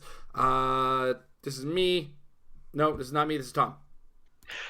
Yeah, unfortunately, again, kind of the same comment. 75 points for 5 clicks. Hard sell. I do like the fact that the defense power is basically like better impervious. And the fact that Dr. Minerva will always be able to take an opposing character's power, even if no one else on the team can, means that there's some versatility there, some interesting stuff. But honestly, I suspect you're only playing it because you didn't pull anything better. Jay? Yeah, well, the problem is starting off, the stats are like kind of okay, except the range is way too short, and then the attack value drops way too quickly, and the fact that there's only 2 Kree characters in the set, and the other one isn't very good, which is the Captain Marvel. It's not even a good. This is my worst rarity figure. I feel like you can get better stuff in lower rarities. Unfortunately, it's in the wrong set. You know. Yeah. All right, next up, the rare version of Elektra. 75 points, Defenders, Heroes for Hire, Marvel Knights, and Martial Artist keyword. Ignores hindering for movement. There it is. Finally, yeah. Shifting focus, Elektra. And then this is Elektra, the cast. Sideline active. If this character is it cased? I thought it was cast. The chased. The chased. If this character is on your sideline or for her shifting focus trait, when a friendly character of figure number 3 or 20, the other 2 Elektras would be KO'd by an opposing character's attack, you may remove that Elektra from the map instead. She isn't scored. If you do, after resolutions, you may place Elektra from your sideline in that square on click number 5, and Elektra can't use her shifting focus trait this game. That's a good way to keep your Elektras alive. I mean, I don't know. I'm sorry. This is Jay. I just realized that trait is not really, it's not a replacement, so I guess you'd come in on no tokens, which is slightly better than I thought. It's a weirdly worded trait. I would never play this in sealed without the other ones because there's not enough going on here to start, unfortunately. But with them, I think it's a great option, and the ignores hindering and the stealth to start is really good. And it kind of ties the whole package together, in addition to just making Elektras just way more hard to kill, because you can heal up to a pretty decent stuff, in addition to making Elektra really hard to kill. In addition to the fact that the other Elektras are not easy to deal with because stealth, reflexes, or senses. So, yeah, with the other ones, sure. Without them, not happening. Tom? Well put. Yeah. Yeah. All right, next up, Okoye. 65 points, 4 range, Wakanda and Warrior keyword, Wakanda Forever trait. The other trait, summon the War Rhinos. Power, generate a War Rhino, max 2 in your starting area. Double power action, generate 2 War Rhino bystanders, max 2 in your starting area. Special defense power, defend your king. Toughness, unique modifier, adjacent friendly characters with the Wakanda keyword, modified defense by +1. Me, right? Yeah. Yeah. War Rhino 2, though. Yeah, War Rhino, sorry. 10 movement, charge, quake, 17 defense with invulnerable, 3 damage, passenger 1, but only to carry characters with Wakanda keep. Yes! Use your Okoyes. This is the character that makes Wakanda possible. Never K. Ross. I played Okoye on my team, and she was like, she can fight. She's got the leadership. She brings the rhinos. Like, she literally brings the pain. And if you have other Wakandans, their defenses get a bump up. Just got to be next to Okoye. And even then, when her defense goes towards the end of the dial, she's got those last 2 clicks with Steel Energy. She's got 18 and 19 defense with Defend. Yeah, she's a fighting machine. No doubt about it. This one fights to the end. Oh my god. Yeah, Okoye, I can't say enough. Definitely play this in sealed. I mean, I don't see the Wakandan team in constructed, but this is a sealed bomb, I think, in my opinion. Tom. I don't know what else there is to say. I think she's fantastic. Jay? This is the one figure that makes it mandatory to memorize dials, because I saw that 19 defend way more often than I thought I would playing it. So, yeah, I mean, just the being able to carry the Wakandans and the leadership and the defense boost and the goods, like, it's only 65 points for, really decent longevity, does pretty much everything. And it's really weird that I'm seeing Steel Energy, but I don't ever want to actually use it on that last click, because that 19 defense and 11-3 close combat expert, like, that's nuts. And I do have to say, nothing is better than the satisfaction of seeing your opponent's face when they look at the War Rhinos when you declare a charge with them. So what are this? Holy crap! Yeah, they're really good. And what's great is that, like, she's great without them. With them, she's wonderful. She's amazing.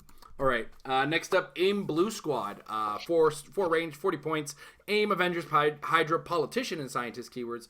Administration and Research Division. Leadership. If AIM Blue Squad is part of a name theme team, friendly characters with the AIM keyword, consider other friendly characters within 3 squares in line of fire to be adjacent while using enhancement, empower, leadership, or support. Tom. Great 40-point prob with Mastermind and leadership. That's about all I really have to say. They're played with other AIM people, then it gets dramatically better. Played on themes, it's always nice to have somebody who's got prob and then push to enhancement and then theme prob. Barrier is always effective. There's lots to like for 40 points, but it has to synchronize well with the rest of your team. Jake? Yeah, he pretty much covered it. But honestly, even without anything else that synergizes particularly, I mean, it's prob and sealed for 40 points. How can you go wrong? And also, never dips below a 10 attack with 2 damage psychic blast or 3 damage. Like, what? Yeah, not bad. Not bad. Yeah, he's pretty good. All right, next up, Enigma. Avengers team ability 5 range, 65 points. AIM Avengers armor and scientist keyword. Trait, you're always there for me. You are always there for me. I said that weird. Adjacent friendly characters named Iron Patriot or Rescue modify attack by +1 if on the same click number as Enigma. Otherwise, modify defense by +1. A special movement power on the first 3 clicks. This is called phasing in English. Phasing teleport. Passenger 1 and may carry characters with flight. When Enigma uses phasing teleport and does not carry after resolutions, you may choose a character whose square she moved through. That character gains a mobile until your next turn. Special defense power on the first 3 clicks, a portion of pod. Super senses, impervious, but only if Enigma has a fortified token. At the end of your turn, if Enigma wasn't moved or placed. Super senses, period. Impervious, but only if Enigma has a fortified token. At the end of your turn, if Enigma wasn't moved or placed that turn, give her a fortified token. At the beginning of your turn, remove all fortified tokens. Jay. Pretty adequate, I guess. I like giving a mobile can really go and work both ways, because if you have a character that you anticipate being knocked back, or you think, if knockback would be really bad, giving it to your own friendly is actually good. And of course, giving it to an opposing character is potentially really good. And the defenses are, I guess, just good enough if you can sit back and get a fortified token before you move up. It's like, I'm not eager to play this style, but if I had to, I'd be pretty much fine with it, I guess.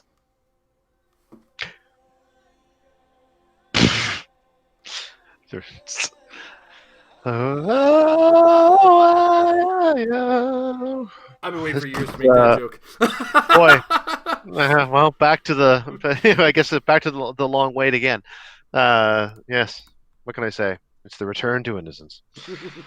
I agree with Jay, except for the part where I think that the defenses are more than just adequate. I think the double rollouts are all I need to see. But I think that the double rollouts aren't a reason to play a piece. Like, where you don't play sealed or team sealed to play Don't Die, and Enigma doesn't particularly Don't Die well. I don't think that there's a lot of potential here in a constructed environment, but in a sealed environment, still a hard sell. But not a bad taxi, I guess. I kind of look at it as a stop for a second if there's a character I don't want coming near me. The return to innocence. Hold. Yeah. Just wait. That song's gonna be stuck in Tom's head for the rest of his life now. Good tune. It is. My dad used to blast that on repeat for years when that song came out. All right. Curious. Next up, Falcon. 60 points, champions and animal keyword. Trait, he stole your thing and your bird. At the beginning of the game, generate a Red Wing bystander. Special defense power in this last click. Dude, I have a healing factor. Stop when this click is first revealed. Falcon gains immune until your next turn. Regeneration is free, but only once per game.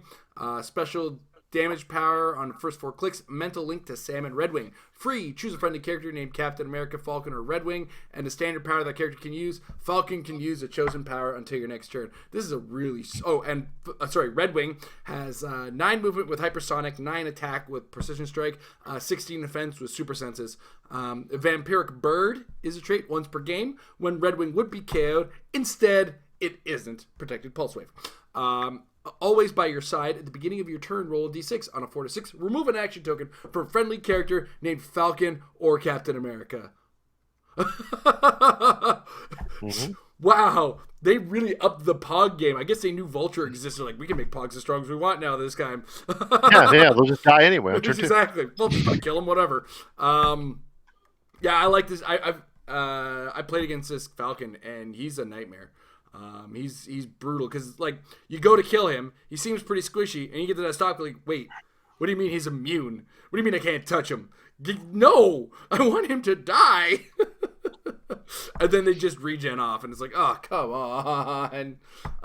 Yeah, I like this Falcon, and then the fact that he's technically always got the hypersonic as long as Red Wing's on the map, or he can have precision strike if you don't need that, or just give him super senses defensively. Like for sealed, this is bonkers. And constructed, he's okay. But I don't know if there's specific. It's gonna be like more specific teams. He's not universally constructed awesome. Tom? Yeah, he's one of the few that I think is absolutely the best in a pure sealed, as in like a pure pull two boosters and build sealed, because you're less likely to be building with theme in the first place, and he's good enough that I think that you might be worth considering not playing theme for him. In a team sealed setting, it's a harder sell. I still think that there's potential there, certainly, but I think that you have to really think about it because you're almost certainly not building theme here. So is it worth it? Almost. He is very good. Jay? I don't know about breaking theme, but I do think that if you're not going to have theme anyway, he's going to do a lot of work. Not going to have like theme that's worth it. I feel like in Team Sealed, you're going to have at least one non-theme team, and that's where you throw that sort of thing. Like you build theme teams first, and then you're like, okay, what do we have that's good that cannot be themed? I found that you're mostly picking super senses because once he gets hit, you're off hypersonic, and you're not on amazing stats anyway. I'd rather just be harder to kill, especially with the energy shields. The 50-50 chance to get tokens off is really, really, really good. I didn't happen to play him with the Captain America, the Rare Captain America, but that would seem to be a combo. That is crazy. Such a good piece that we'll talk about soon enough. But absolutely. Yeah, in any case, I would only not play him if it broke theme. All right. Next up, we have the Prime Falcon. This is the Sam Wilson version. Avengers team ability, 75 points. Avengers defenders, heroes for hire, shield, and soldier keyword. Ignores characters for movement. My friend Red Wing, at the beginning of the game, generated Red Wing bystander. Red Wing has autonomous. Interesting. So Falcon's Red Wing is better than the other one. Captain America in the Falcon is his other trait. Energy shield deflection. If a friendly character named Captain America is on the map, Falcon has autonomous. Crazy, right? Special damage power in the first 3 clicks. I've learned from the best. Close combat expert as close. Bystander is exactly the same as the previous one. So word for word, verbatim, stat for stat. Jay, what do you think of? This is Tom now. Yeah, I think it is. Prime Falcon. Great. I mean, like the only thing about him that you at first kind of go, is that opening 10 attack, and then you read the damage power, and all's well. When you're breaking away automatically as well, you're autonomous in certain situations, but even without it, I mean, the ESD trait is so good. At the back of his dial, he's so obnoxious to try to take out, and he's just an awfully good investment of 75 points. Every now and again, you'll have a game where he goes down really fast, and you will think, maybe he wasn't worth it, but dice aberrations happen. I think he absolutely is worth it. Just don't take those couple bad games to heart. Jay? Yeah, can't disagree. I like options, and then and the Quake or just raw damage is quite something. And even if you go 11-4, like that's a lot of damage. Yeah, for just for the character, as well as the fact that the Indom. And the pseudo leadership on Red Wing means that this figure could realistically be acting not necessarily every turn, but way more than you would think, even considering the 50-50 nature of it all. So Falcon is just pretty much a monster. Yeah. Although the likelihood of playing a cap is not amazing, but if you can, wow. So. I mean, I don't have to say anything else. I read that out loud for the first time just now, so. Oh, all right. All right. Black Bolt, 6 range. He's either 145 or 95 points. Illuminati, Inhumans, and Ruler. Ignores hindering for line of fire and can shoot out of base. Bearer of the Reality and Space Gems. Black Bolt starts the game with either the Reality Gem or the Space Gem for 5 points. He's got special movement power on the first 3 clicks of the 95-point dial. Sidestep when Black Bolt uses it, and he has a Space Gem equipped. After resolutions, you may move all characters within range 1 square. His special attack power on his first 3 clicks of his 145-point dial, silences my reality. It will not be yours. Penetrating Psychic Blast. When Black Bolt uses it with the reality gem equipped, you may instead target any number of opposing characters within range and line of fire. If you do, instead of normal damage, each hit character is dealt his printed damage value. Jay, what do you think of Black Bolt? And just for it's not immediately there. Is reality gem? The reality gem gives him perplex and TK, and plus an additional targeting lightning bolt. And if you roll a 10 or higher, when you make an attack, you can use telekinesis at no cost and generate a heavy object. Jay, what do you think of Black Bolt? I think that Black Bolt is pretty good, although I do have a slight hesitation because of all the penetrating damage and not seeing any invincible. So I think if you pull me, play him, but Theme is very much ideal to play on like the Wakanda or the old Wakanda because he ignores hindering anyway, and that'll really help his chances. I know Mike White played that the other day, and it was quite something. And you absolutely give him the reality gem because that makes him just like the damage output on his own with the perplex, whatever, is good enough. But then when you're hitting like a whole team for 3 penetrating, it's wow. And also the option to perplex up his own defense is pretty. It's not necessary, but I think that's where the perplex is going a lot of the time. Tom? You see, personally, I would see if there was any way to play him at 95 and give somebody else the reality gem, because I love the idea of TKing him forward, perplexing up his attack value, sidestepping, and then pulse waving. The fact you've got 2 perplexes on that pulse wave with a TK is enough to make your opponent really not want to cross the map. And hopefully you can take advantage of that and pot shot them with the rest of your team. Just have that as your Omega Mega Cannon and watch the people be afraid. Either way, I think that he's decent. I do think that he's a little bit easy to take out for 145 or 150, as it may in fact be points. That's half your team, and there is enough penetrating damage or just straight up outwit out there that I'd be a little bit nervous about him at that value. But I like the idea of giving somebody else the ability to TK him forward and turn him into a pulse wave cannon. I think both are viable options in sealed for sure. I still think you got to work with him to make him work. But he can really bring the oomph at either point value. I think you are, like Tom said, you're putting a lot of weight in 150 points if you play him with the reality gem. But that's weight worth it with like a 12 attack at 6 range that you can just hit a bunch of guys with. So he's pretty reasonable. It's definitely less autoplay than it looks. But also the improved targeting hindering is very valuable in this thing because there's a fair amount of stealth. So that carries some weight. Yeah, and we were talking about how like the stealth in this set, Black Bolt's really the only guy one of the few guys that actually deals with it. I think there's just 2, and the other one is a chase, if I recall correctly. Oh, and if you get the Cosmic Key that lets you do that, but that's very limited. Yeah, I mean that's Kobik. Yeah. All right, so next up we have Captain America, Avengers team ability 5 range, 2 targets, 95 points. Avengers Illuminati past soldier. He's the bearer of the time gem, and he comes with it. He starts, for 5 points, you start him with it. Sentinel of Liberty is his trait. Free, choose combat reflexes or energy shield. Captain America can use a chosen power until your next turn. Special movement power, first through the door, last to leave. Charge, running shot, sidestep. I mean, and then the special damage power in the first 4 clicks. The ideal that inspires throughout time. Leadership. When Captain America uses it with the time gem equipped and succeeds after resolutions, he may remove an action token from a friendly character. So you get your leadership, remove an action token, and then you get to remove an action token from another character who's just friendly. That's, and the time gem gives him probability control. It's +1 range. And if he makes an attack that hits with a 10 or higher, your opponent can't use any reroll effects on their until your next turn. So like if he's the first to attack and you roll that 10, you better they're praying for their prop to be able to stop you because otherwise you're just not getting any prop for a little while. This is just good. For 100 points, I would play this cap with the time gem for sure. He keeps your team going. He's only 100 points in your build, and you have +2 defense in the situation that you need him to have +2 defense. In addition to which, he's functionally capable in both range and close combat with a 12 attack on the first that can either charge or running shot, and he adds sidestep to. I'm not out of turn. I know I'm not. Black Bolt was Jay. So overall, I think Captain America is 100 points that you play for sure. Tom?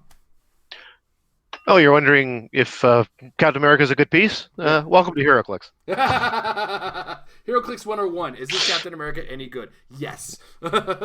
True or false? This is question 1. Jay? I will say that Tom hated playing against the Captain America. Several times. I've only played 2 pre-releases. This Captain America seems to be appearing like a weed. I mean, he does next to everything. I mean, the range leadership, he can pull tokens off of himself. I also just realized how funny it is that they gave the man at a time the time gem. That's so stupid. That's amazing. But yeah, 20 defense with prob, a traded prob essentially, like, and also the fact that his swing is so good. Like he can be a 7 range or 7 movement and then 6 range. And he's probably hitting, so you can prob your other friendly characters. They're going to hit better. You're pulling all these tokens off. I just don't. He just does literally everything and then some. Okay, so cheating. Yeah. Captain America doesn't want to play HeroClix. He wants to play Captain America's game. Exactly. I also kind of want to see the potential in Constructed on this guy. Like, we've been schmoozing a lot about Sealed for sure, and we kind of almost lost track of Constructed. That next up, Namor, 110 points or 75 points. Atlantis, Avengers, Cabal, Illuminati, Invaders, Ruler, Warrior, Keyword. I love. We went from like no Namors to like all the Namors.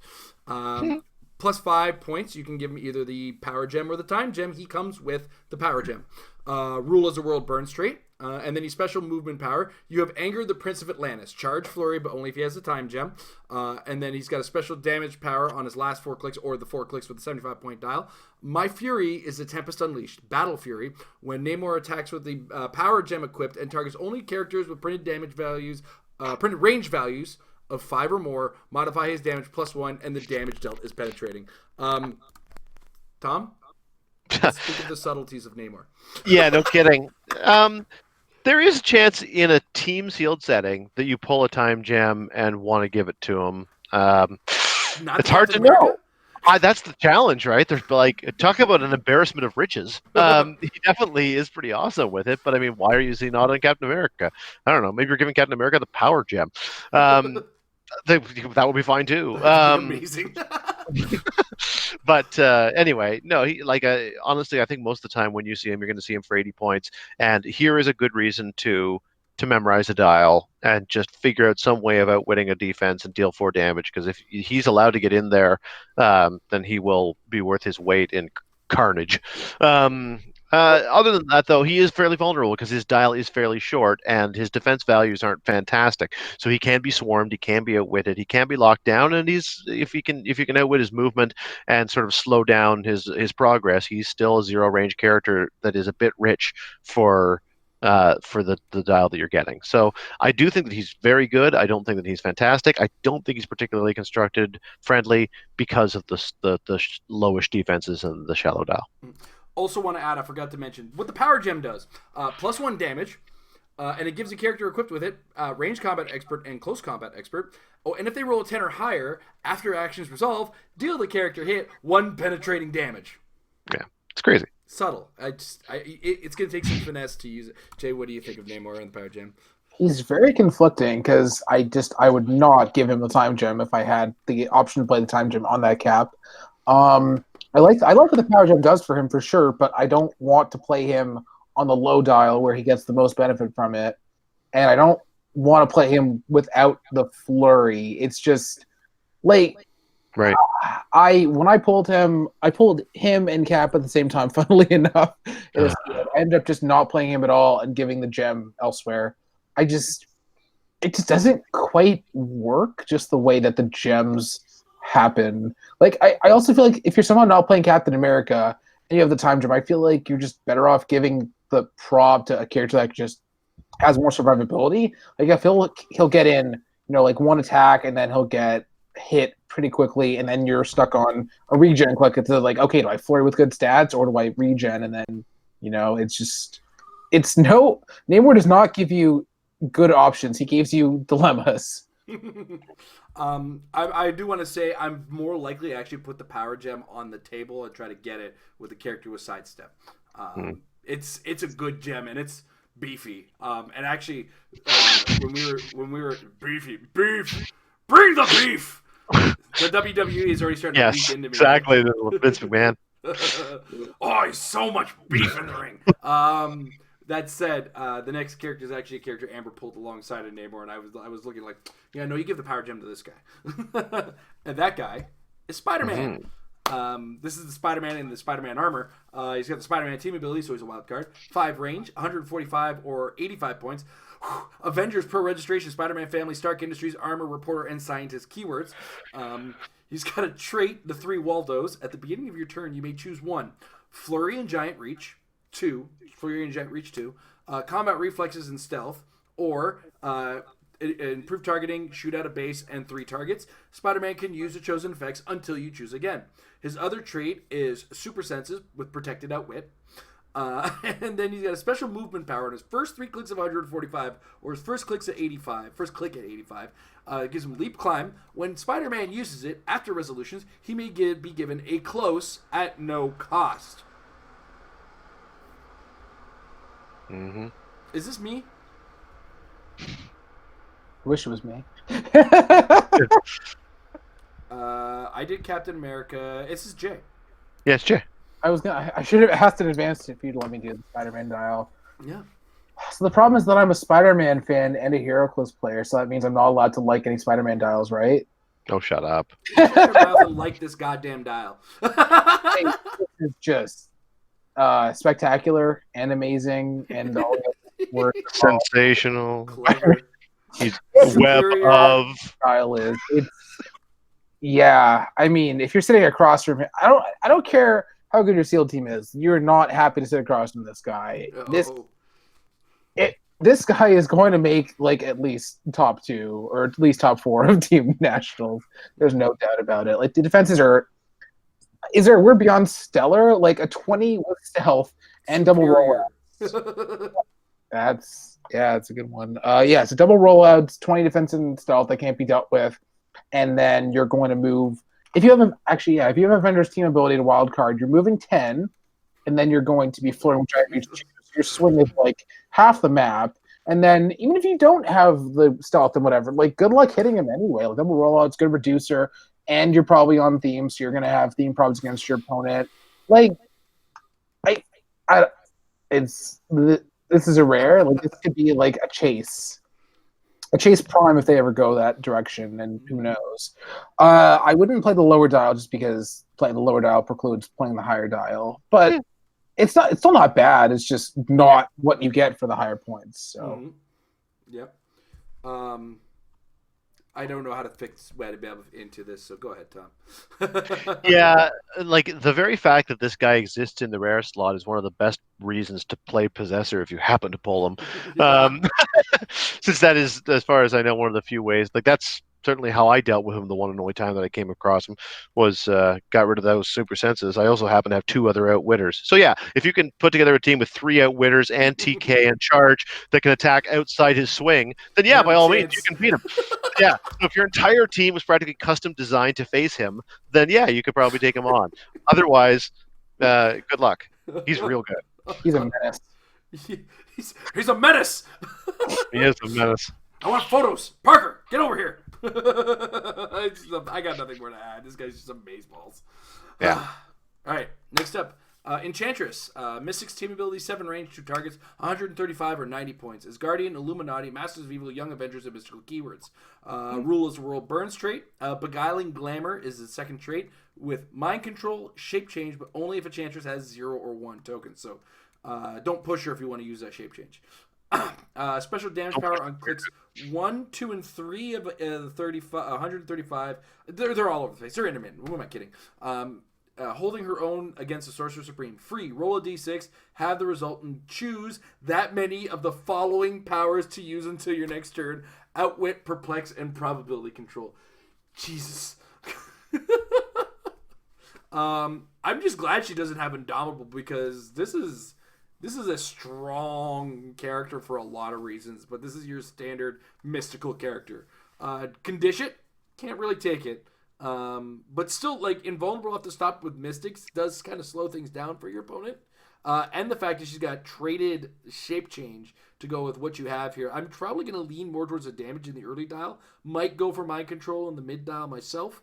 And of course, late dial, you just pulse waving the crap out of whatever's near you with the potential to have outwit, perplex, and or prob, or two of, or all three. Like this is Alex Wilder, where your opponent has no say in that case. But I'm not likely to play this in constructed. I'm more likely to play it in sealed. But I'm not unhappy that I am playing Enchantress in sealed, just because she's got some give to her. I think. What are your thoughts, Tom? Was she a member of the Young Avengers? Is that a thing? WizKids basically mushed together Amora and this other version of Enchantress that was empowered by Loki. It's not quite accurate. Okay, I couldn't remember that. I haven't read absolutely everything with Young Avengers, but I like her at 90 better than I like her at 135. I don't think it's worth it for 45 points to get those extra couple clicks on there, even if your stats are better and your vulnerability up top. I'd rather have the stealth, frankly, because stealth, mind control, along with just lots of support powers and mystics if they choose to try to search you out, and shape change for that matter, just to give you some extra protection.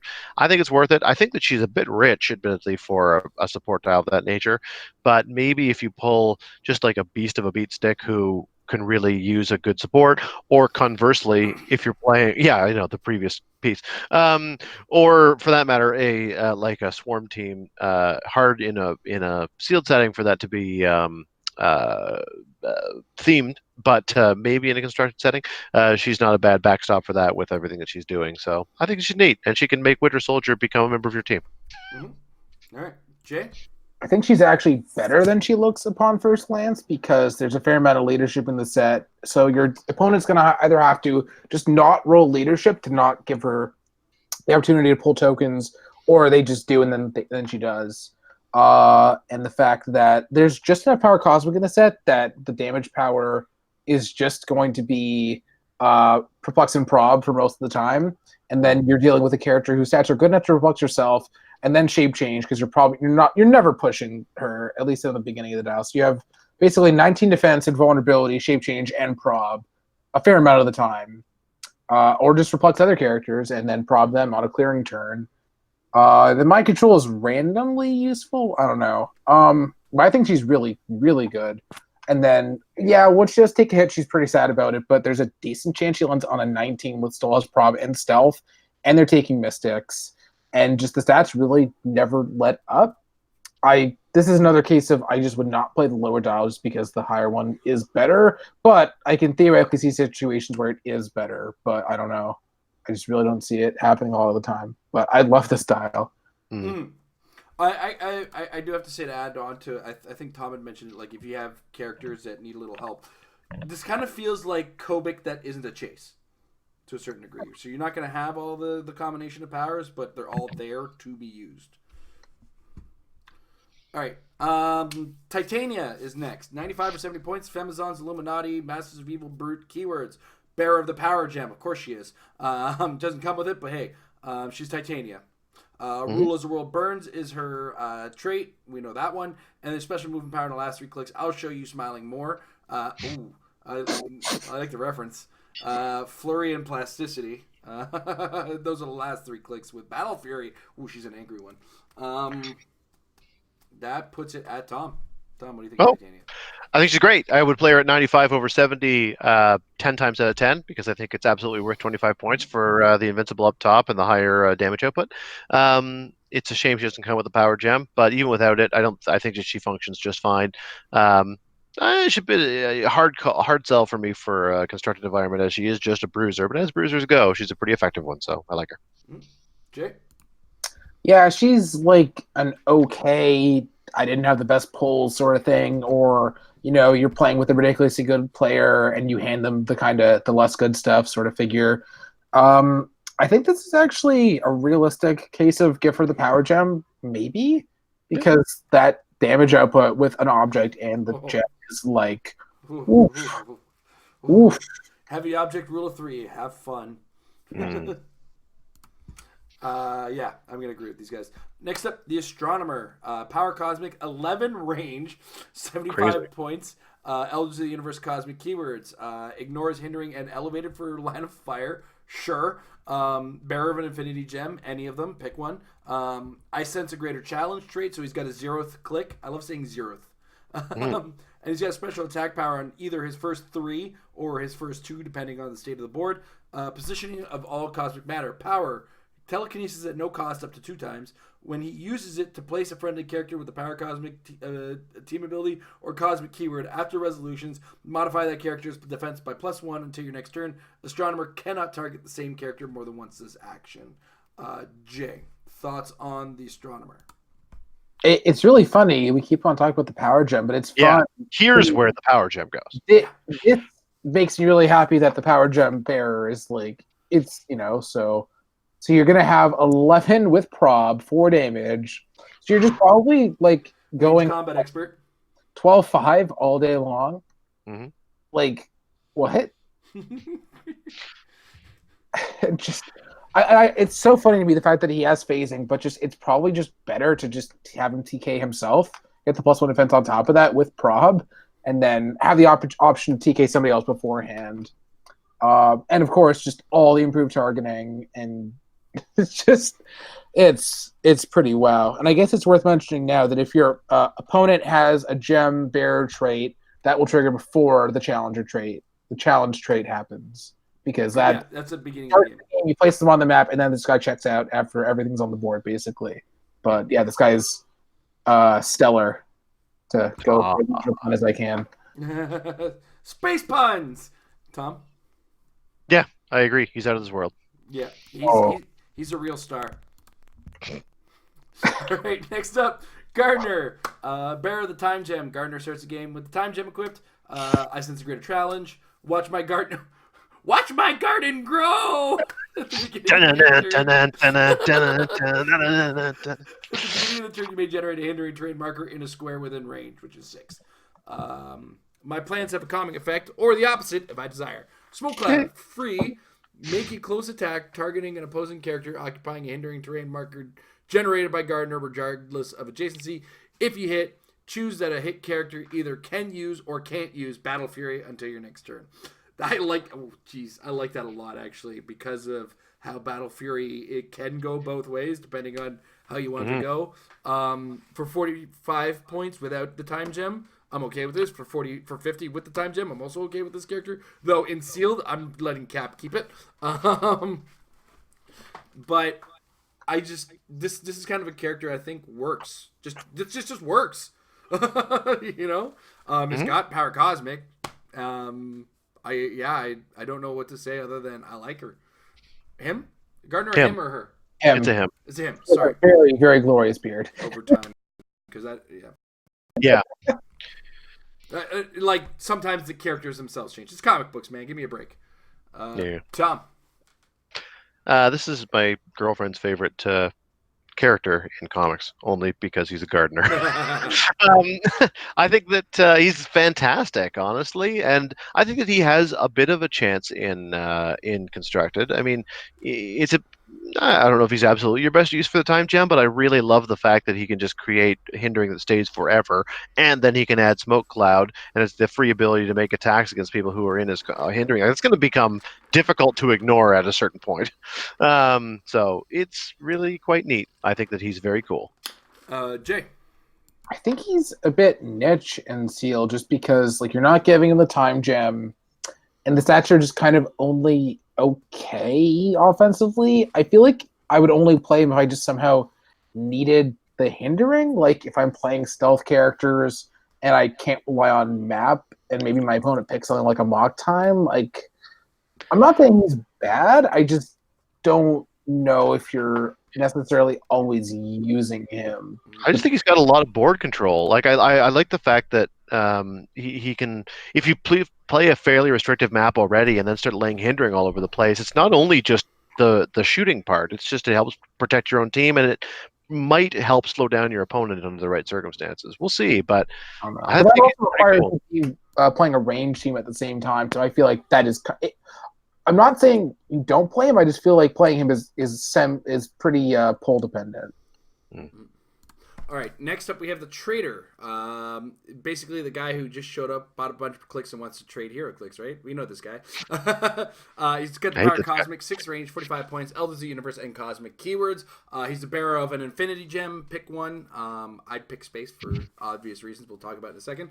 I sense a greater challenge. And then Let's Make a Trade is his special attack power on his first 2 if he's got the 0th click, or his first click if you didn't get the 0 click. Free, choose an equipped character, friendly or opposing, within 3 squares in line of fire. If Trader is equipped and both equipments have Equip Any, those equipments are now equipped to the other character. Take my Space Gem. It's trash. It's yours. Jay, I think, right? No, I started on the Gardener. So it's Dom. Was it? Okay. Yeah. Yeah, well, again, we've been talking Team Sealed. Very, very playable in Team Sealed if you get just the ability to disrupt your opponents. Honestly, well worth it for 50 points. And the fact that he's also a perplexer who's kind of going around. He's not doing much in the way of offense, so you've got to be making good advantage of his trade power, but I think you'll get some leverage out of it. I also think that he has the potential to be playable in a constructed environment. We'll see how the constructed environment evolves. He's the sort of person that I see being more playable in about 6 months once people kind of settle into what they like to play in terms of their equips and stuff, and then you go out there and start disrupting them. I think is very neat and very cool. I also like the fact that he kind of is a two-way way of stealing your opponent's equipment. He steals it from them, and then he goes back and gives it to somebody who can use it better. Yeah. So from that perspective, he's a neat little trader. Nice power the guy there. Nice power gem. Here's my Space Gem. By the way, you here take the power gem. Yeah. Nice Infinity Gauntlet. Here's the Space Gem. Hand me that gauntlet of yours. Jay, your thoughts? It's really funny because there's next to no equip-friendly equipment besides, I think, after rotation, as far as stuff that's actually playable, I think it's just the Venom Harness, because the old symbiote was, and the web shooters are, but nobody's playing the web shooters. Oh, none of the Mighty Thor ones are? I don't think so. There might be one that I'm forgetting, but as far as I'm remembering, I think literally only the Venom Harness is relevant. As far as regular sealed, I would probably avoid him because it's so unlikely. Team Sealed, more playable, although I don't want to give him an actual good gem. So yeah, Space Gem, especially if the Iron Man isn't that good, sure. And you do all the trading and stuff. It's fun. I think as far as Constructed goes, it's going to be a Tom Kerr, everybody forgets about it but him piece. So, I don't know. Yes. He does do that to us. All right, next up. Very good. Corvus Glaive. 90 points. Black Order, Cabal, Minions of Thanos, Assassin, and Cosmic Keywords. Cull Obsidian trait. He's got a special attack power in his last 3 clicks. Come to me, my new Glaive. Super Strength. Free. Destroy a piece of blocking terrain within 3 squares and roll a d6. On a 1-4, generate a light object. On a 5-6, generate a heavy object. When Corvus Glaive makes a closest object attack, instead of normal damage, you may roll a d6 and deal damage equal to the result +1. If using a light object, or the result +2 if using a heavy object. A special defense power in his last 3 clicks. From my weapon, immortality flows. Combat reflexes, regeneration as free, but only if holding an object. When Corvus Glaive uses regeneration after resolutions, KO the held object. Jay, you have the lead on Corvus. I think that he's incredibly obnoxious to kill, and then when you do kill him, he has the Cull Obsidian. His stats are pretty much stellar all down the dial. His charge swing is amazing. You can't. I mean, you should roll blades with him because the odds of rolling lower or whatever because of the minimum. And the dial is just long enough, and if your opponent wants to one-shot him, they're going to be taking a lot of feedback damage. And also just being able to randomly destroy blocking terrain can just theoretically be really useful, not even including what he actually does with the object or the regeneration or anything. Just blowing up random blocking, I don't know. Or just give objects to other characters, or I don't know. I wouldn't call it utility as much as random goodness sort of thing. But yeah, I would definitely consider playing Corvus Glaive. Mm-hmm. Tom. Yeah, he's more a piece that I would be unhappy to play against than I really want to play as. Since again, he's a fairly non-mobile, close combat attacker. and he's not that hard to knock down his dial, but he is very difficult to finish off, and that makes him annoying. Yeah. And I have experience trying to kill this guy. It took a lot of effort. He doesn't stay down.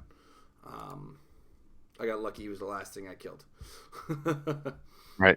All right. We're moving into super rares. Let's try to move this along as best we can. Okay. We're almost Yeah, there. We're almost there. All right. Iron Man is next. Avengers team ability 7 range, 2 targets, 145 points. Avengers Illuminati armor scientist. Bearer of the space or reality gems, comes with the space gem. Threat analysis complete. Energy explosion. When Iron Man uses it with the space gem equipped, all other characters within 2 squares in line of fire of the original target become targets instead, and damage dealt can't be reduced below 1.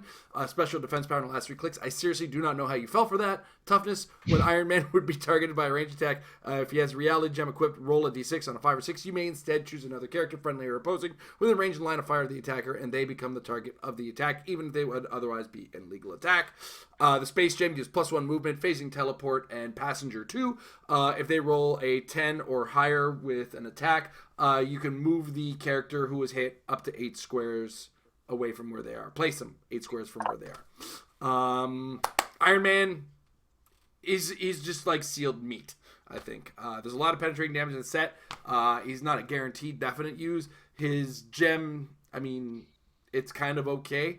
But I feel like I want to be outwitting and doing 4 damage more frequently. But at the same time, the amount of power cosmic in the set, that's not very frequently going to happen. So I'm very kind of iffy on Iron Man. He's a super rare I get where I kind of go, oh. I wish I got something that didn't make me go as much as this one is. But not a terrible character. Like I said, there's a lot of meat on him for 150 points. Just there's a rare that's better at 150. Your thoughts, Tom?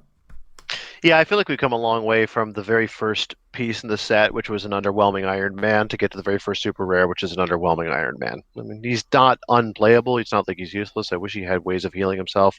But he doesn't, and so once he takes some damage and he's off of his 4 damage, he'll never see it again, and just whittle him down. I don't think it's worth 150 points. Mm-hmm. Jay? Just unfortunately way too vulnerable to penetrating damage. Like just an 18 will be hit by uncommons really hard.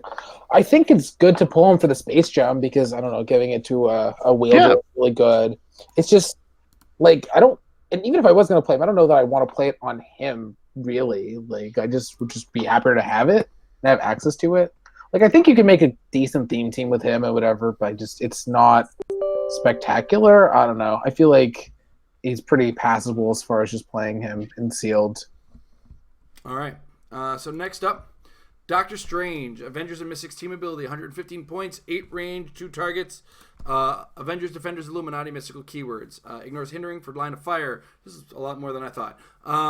Bearer of the soul gem. He comes with the soul gem. So 5 points, you can give it to him. Special attack power on his last 3 clicks. Our souls bound by common purpose. Precision strike. When Doctor Strange has the soul gem equipped and heals from steel energy after resolution, you may heal all adjacent friendly characters 1 click. Special defense power on his first 2 clicks. Warding shields. Defend. Energy shield deflection. Special damage power on his first 3 clicks. We must work together. Perplex. When Doctor Strange uses it to target another friendly character, you may choose a standard damage power that character can use. Doctor Strange can use the power until your next turn. And the soul gem is +1 defense. Gives steel energy at both close combat and range combat, and a roll of 10 gives you an additional click of healing on that one. Tom, thoughts on Doctor Strange? I don't love him. I feel like, he's one of these pieces that let's face it, there's nothing wrong with 21 defense up front from range, 19 defense from up close, sharing it an 18 defend. He's also got perplex. I mean, he could put himself up to a 20 defense close, 21 from range. He's hard to hit. Let's face it. And there's absolutely nothing wrong with that. But I miss willpower. I'm sad for its absence, and I feel like my opponent is going to hit that 21. And when he does, then I'll be way down my 115 point dial. Mystics is fine, but it's not that notable, and he just doesn't have what it takes for a constructed build. And in a sealed build, I feel like the soul gem could be better used elsewhere. So I don't want to dislike him. I'm underwhelmed, and I feel like he's going to get hit, even though he shouldn't be. Tom, you have Jason Collins syndrome. welcome to it. Jay? I really like him for sealed, actually, because defensively, I think obviously he's good 21 from range naturally.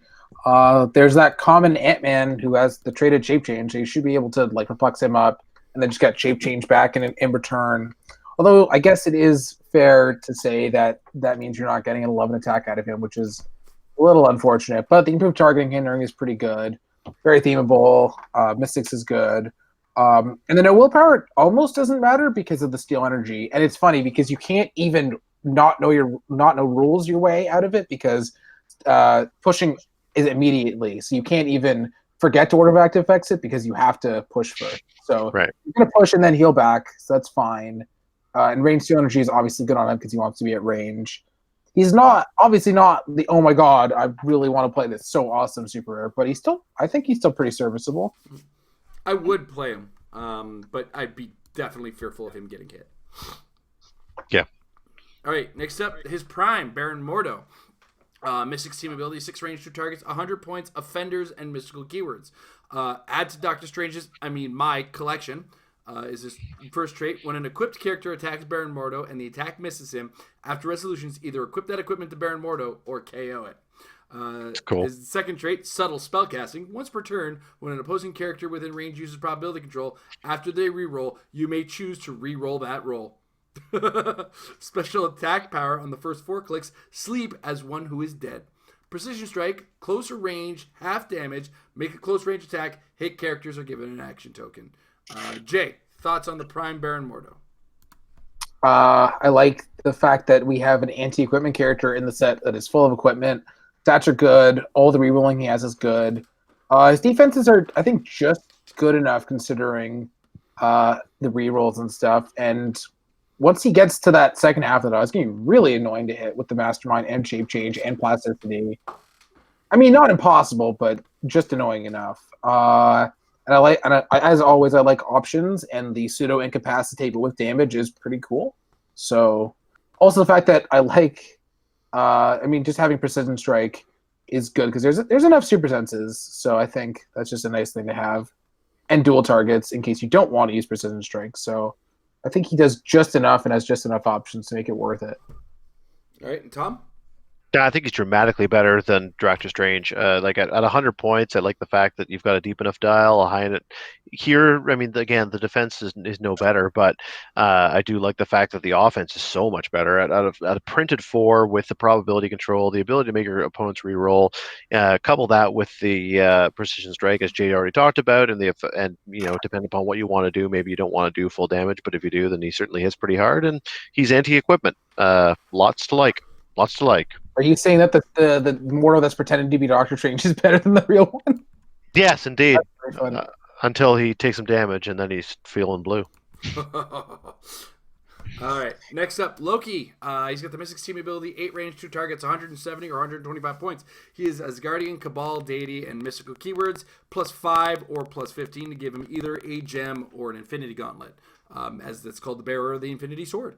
I'll have them chasing figments and shadows as his trait. Shape change stealth when Loki uses shape change with the mind gem equipped, which he comes with, and succeeds. Modify the attacking character's combat values by -1 until your next turn. The Infinity Sword, which is spitter spattered all throughout the dial. Blaze Claw's Fangs. When Loki uses it and hits, if the attack roll was 10 or higher and the Blaze Claw's Fangs roll was 5 or 6 after resolutions, action total +1 this turn, and choose a friendly character. Remove all action tokens from the chosen character, and that character may be given an additional costed action this turn. I'm going to get to that in a second. The mind gem that it comes with gives +1 attack, mind control, and incapacitate. If you hit with a roll of 10 or higher, you can use mind control as at no cost after actions resolve.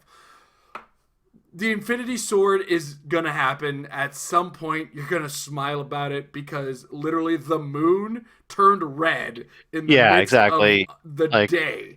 And it's a leap year. and pigs are flying and bacon smells delicious. And don't count on it. No. I'm more likely to play him at 125 and sealed. I'm not against him at 175. But my big problem with investment on Loki is his lack of willpower. He's super stealthy. He's hard to get a hand on. If you play it at 175, he does have 3 clicks of shape change that come with stealth, and 3 clicks of super senses that come with stealth and shape change along with probability control. And he's got, like, if you play him with the mind gem, it's +1 attack on all of those clicks. I just feel like 125 is where I'm more likely to play him with the mind gem attached, just because that feels like a safer investment. And those 3 clicks still feel too soft to be playing a character without willpower. But it's one of those characters, much like any. I feel like Mystics is back to what it used to be, which is we're gonna do a bunch of stuff, but we have bad cardio. True. Thoughts, Tom? I agree with you. Like, he's never going to miss if we've got that mind control gem equipped. Then again, depending upon what else you pull, maybe in Team Sealed, it's better off going on somebody else. I do have a lot to like about Loki. If you come from one of those weird places that play 400-point sealed, this guy's for you. I think that he's great in that setting. I just think he's a pretty big investment for his output. Otherwise, it's hard to say. But you know what? He can make Winter Soldier join your team. So. Jay? My problem isn't necessarily no willpower as much as the next to no defenses. I feel like for 175 points with the gem, because I'm assuming you're playing the gem because 12 attack is kind of mandatory at that point. I don't know, 2 double rollout and prob doesn't feel good enough for that point investment. Unless you somehow, I don't know if there's not, like, I don't think there's any top support in the set, is there? So, like, I don't know. He's got stealth too. I mean, like, it's not bad. I don't know. And I don't like the lower points because it feels very one-shottable. Like, there's Hulks around and there's, like, other, I don't know, characters with high damage. Well, you're saying that Hulk will smash Loki? That is accurate. I feel like I've seen that somewhere. But with the Winter Soldier that you have on your team now, is he really going to be able to? It's funny that Hulk doesn't have Battle Fear, otherwise this Loki would be absolutely dead so fast. I can see the merits of the full dial. Lower dial, I probably wouldn't touch. And I feel like if you're pulling him, you're playing him. I don't necessarily think you're giving the mind gem out elsewhere because I don't know how good it is on a lot of the set unless you have something specifically that works so well with it, sort of thing. But I would definitely consider the higher points. Competitive constructed, not so much, especially because no theme with Trelane makes me sad. That'll be amazing. All right. Otherwise. Next up, Captain Britain, 135 or 90 points. Avengers, Excalibur, Hellfire Club, Illuminati, Mystical, and Scientist Keywords. Jesus, he's got a lot too. Last surviving member of the Corps. Captain Britain has protected Outwit, but only from characters of less points when he is damaged by an opponent's attack. After resolutions, remove an action token from him. He's got a special defense power in his last 2 clicks. The sun will never set on Britannia. Regeneration toughness. Regeneration is free, but if he took damage from an opponent's attack, only if he took damage from an opponent's attack since your last turn. Special damage power on his first 4, 135, or first 1 at 90. Inspiring presence as time runs out. And power enhancement. Leadership. Tom, thoughts of Cat Britain? He's another beat stick, and he's a lot of points for a pretty sturdy, tough one. But he doesn't have any stop clicks, and his dial isn't that deep for what it is. And I guess he does at least have protected Outwit, but your opponent's playing Protector, so what are you going to do? Protector's an uncommon. This guy's a super rare. Yeah. He's okay. He's okay, certainly. I like the fact that at least he does have the protected outwit a little bit there to help get some usage out of his defense powers, and it makes me want to maybe play him at the top dial where he can do some serious harm. But he's still only ever decent. Jay? I like him a fair amount. I feel like the mobility is all pretty good. I like all the support powers he has. I like the fact that your opponent might not want to attack him just because of that take a token off trait. Like, I played against him, I was like, oh, he's pushed. Like, do I want to attack him or do I want to not let him attack next turn sort of thing? So it's kind of a mind screw sort of thing. And I think the dial's just long enough with all the invincible and the free regen later. I feel like he's fine. I don't know. He is meat. Unadulterated triple A grade meat. He hits like meat. He creates meat. He is meat. Tastes like meat. Yep. All right, next up, Kang the Conqueror. This is our title character for the set. Yay. 7 range, 3 targets, 80 points. Avengers, Council of Kangs, Young Avengers, Future, Past, Ruler, Scientist. Kang exists in all realities. Deal with it. Starting with 0 plot points. When Kang the Conqueror is KO'd, at the end of each opposing player's turn, that player rolls a d6. On a 4 to 6, that player may remove an action token from one of their characters. His +1 ability, you are watching history be made. Free, generate a time portal marker in a square within range and line of fire. -1, time and time again. Free, place Kang the Conqueror in an unoccupied square within range that has a time portal marker and then heal him 1 click. And then -X, the Kang Wars. X is any number up to the number of unoccupied time portal markers on the map. Free, place Kang the Conqueror in an unoccupied square with a time portal marker, then give him a closer range action. After resolutions, remove that marker. Kang the Conqueror may be given this free action up to X times.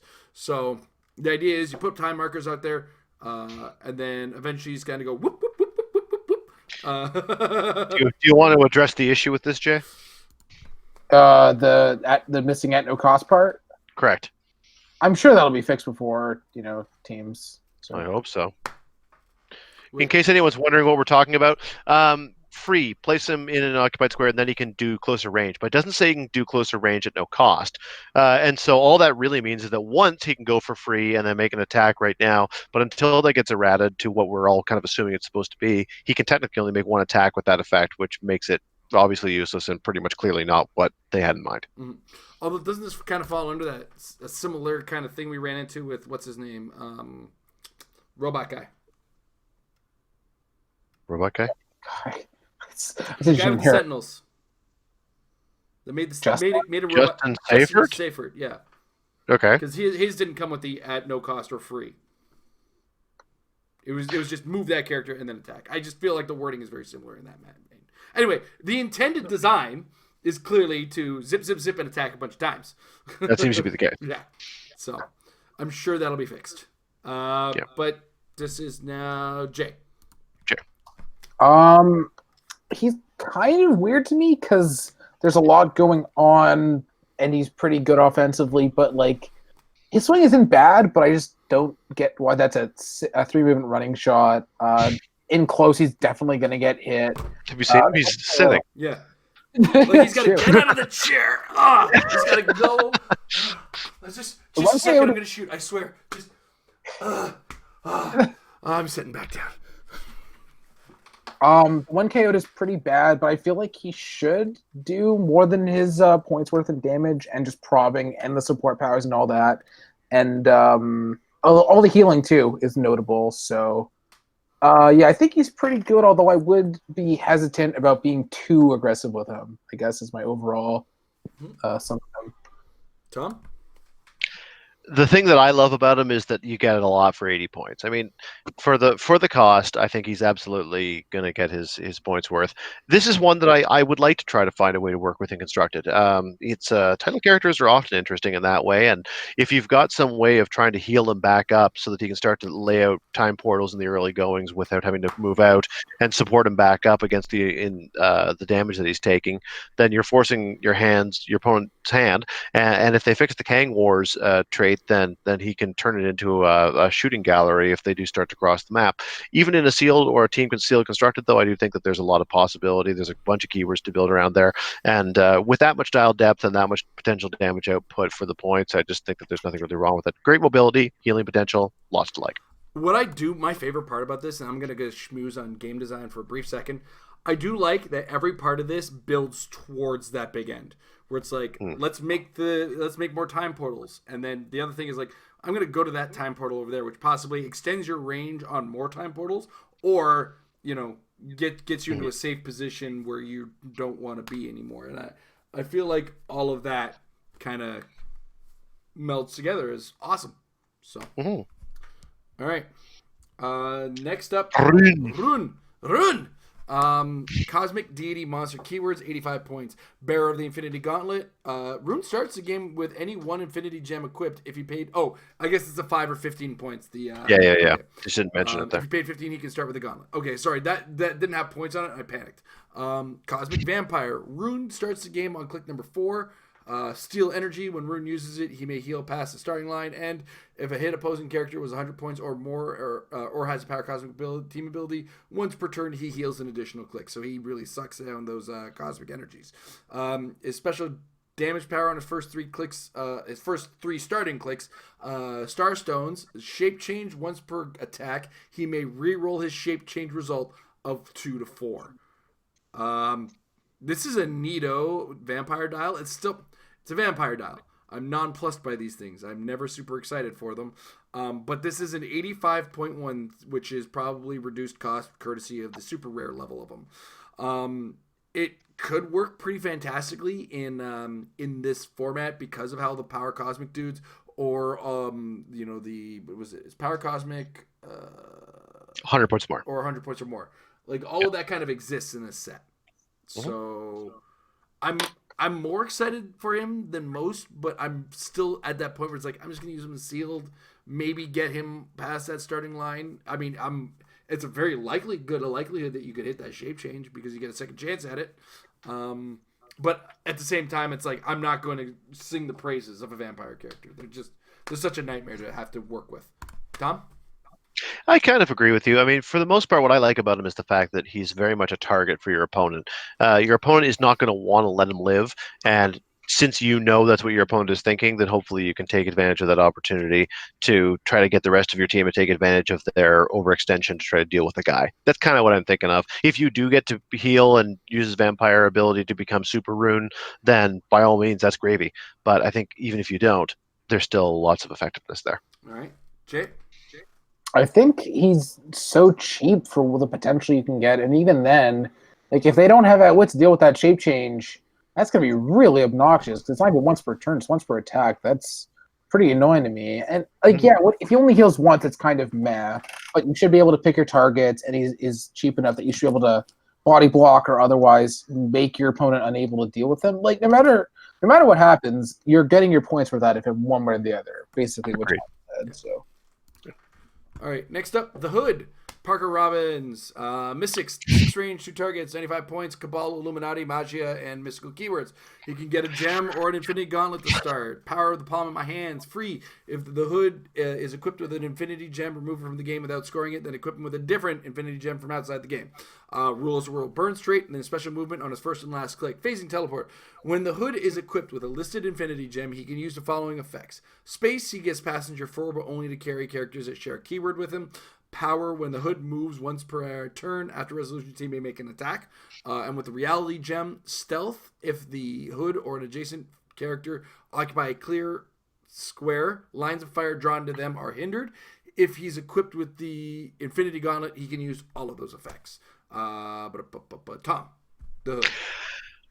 Well, I mean, it's late, and you could spend a lot of time talking about this guy because there's a lot of different interesting synchronicities and stuff. It's largely effective as a constructed play. I do think that the attack values and damage values are a little low for the points for them to be fully effective in that respect. But then again, there are other uses for 95-point characters besides attacking ID cards. And he's attacked again. I'm not going to go into it because it will be a lot of talking. I think that he's respectable in a sealed or team sealed setting, but he really shines when you have all those extra gems and stuff to play with. So have some fun with them in your casual games, and then if you find he's worked well for you, then maybe see if you can build some competitive with him. All right, Jay. I don't like him in sealed without any objects of any kind. In constructed, it's a definitely interesting character. Mm. I'm kind of on all of those boards. All right, next up, he's a good dog, Lockjaw. 40 points, Inhumans, Pet Avengers, and Animal keywords. Dimensional Passage is his trait. Phasing Teleport, Passenger 4, and may carry characters with flight. When Lockjaw carries one or more characters and they don't all share a keyword with Lockjaw, after resolutions deal him one unavoidable damage. Special attack power, he won't let go. Incapacitate at the end of your turn. If Lockjaw wasn't moved or placed this turn, he can use Incapacitate at no cost. Special defense power on his last click, Instinctive Jump. Stop when this click is revealed after resolutions. An opponent must place the Lockjaw at least 5 squares away from his current square. When they do, you may place adjacent to Lockjaw all friendly characters that were adjacent to him before being placed. Jay. It's weird because you might pull a better taxi with Voyager, although again it depends on your pulls. I can definitely see some really scary team seal teams with this guy and like multiple Medusas and crystals like that. Oh my god, I look right now. Yeah. Like if Super that good. is a winning nationals, the team nationals team, I wouldn't be surprised. Mhm. But I mean, even just for the dial length and plasticity and phasing, he's perfectly good. And then he has the passenger 4, can carry anybody, and the unavoidable damage is really whatever. So yeah, great priest. Tom?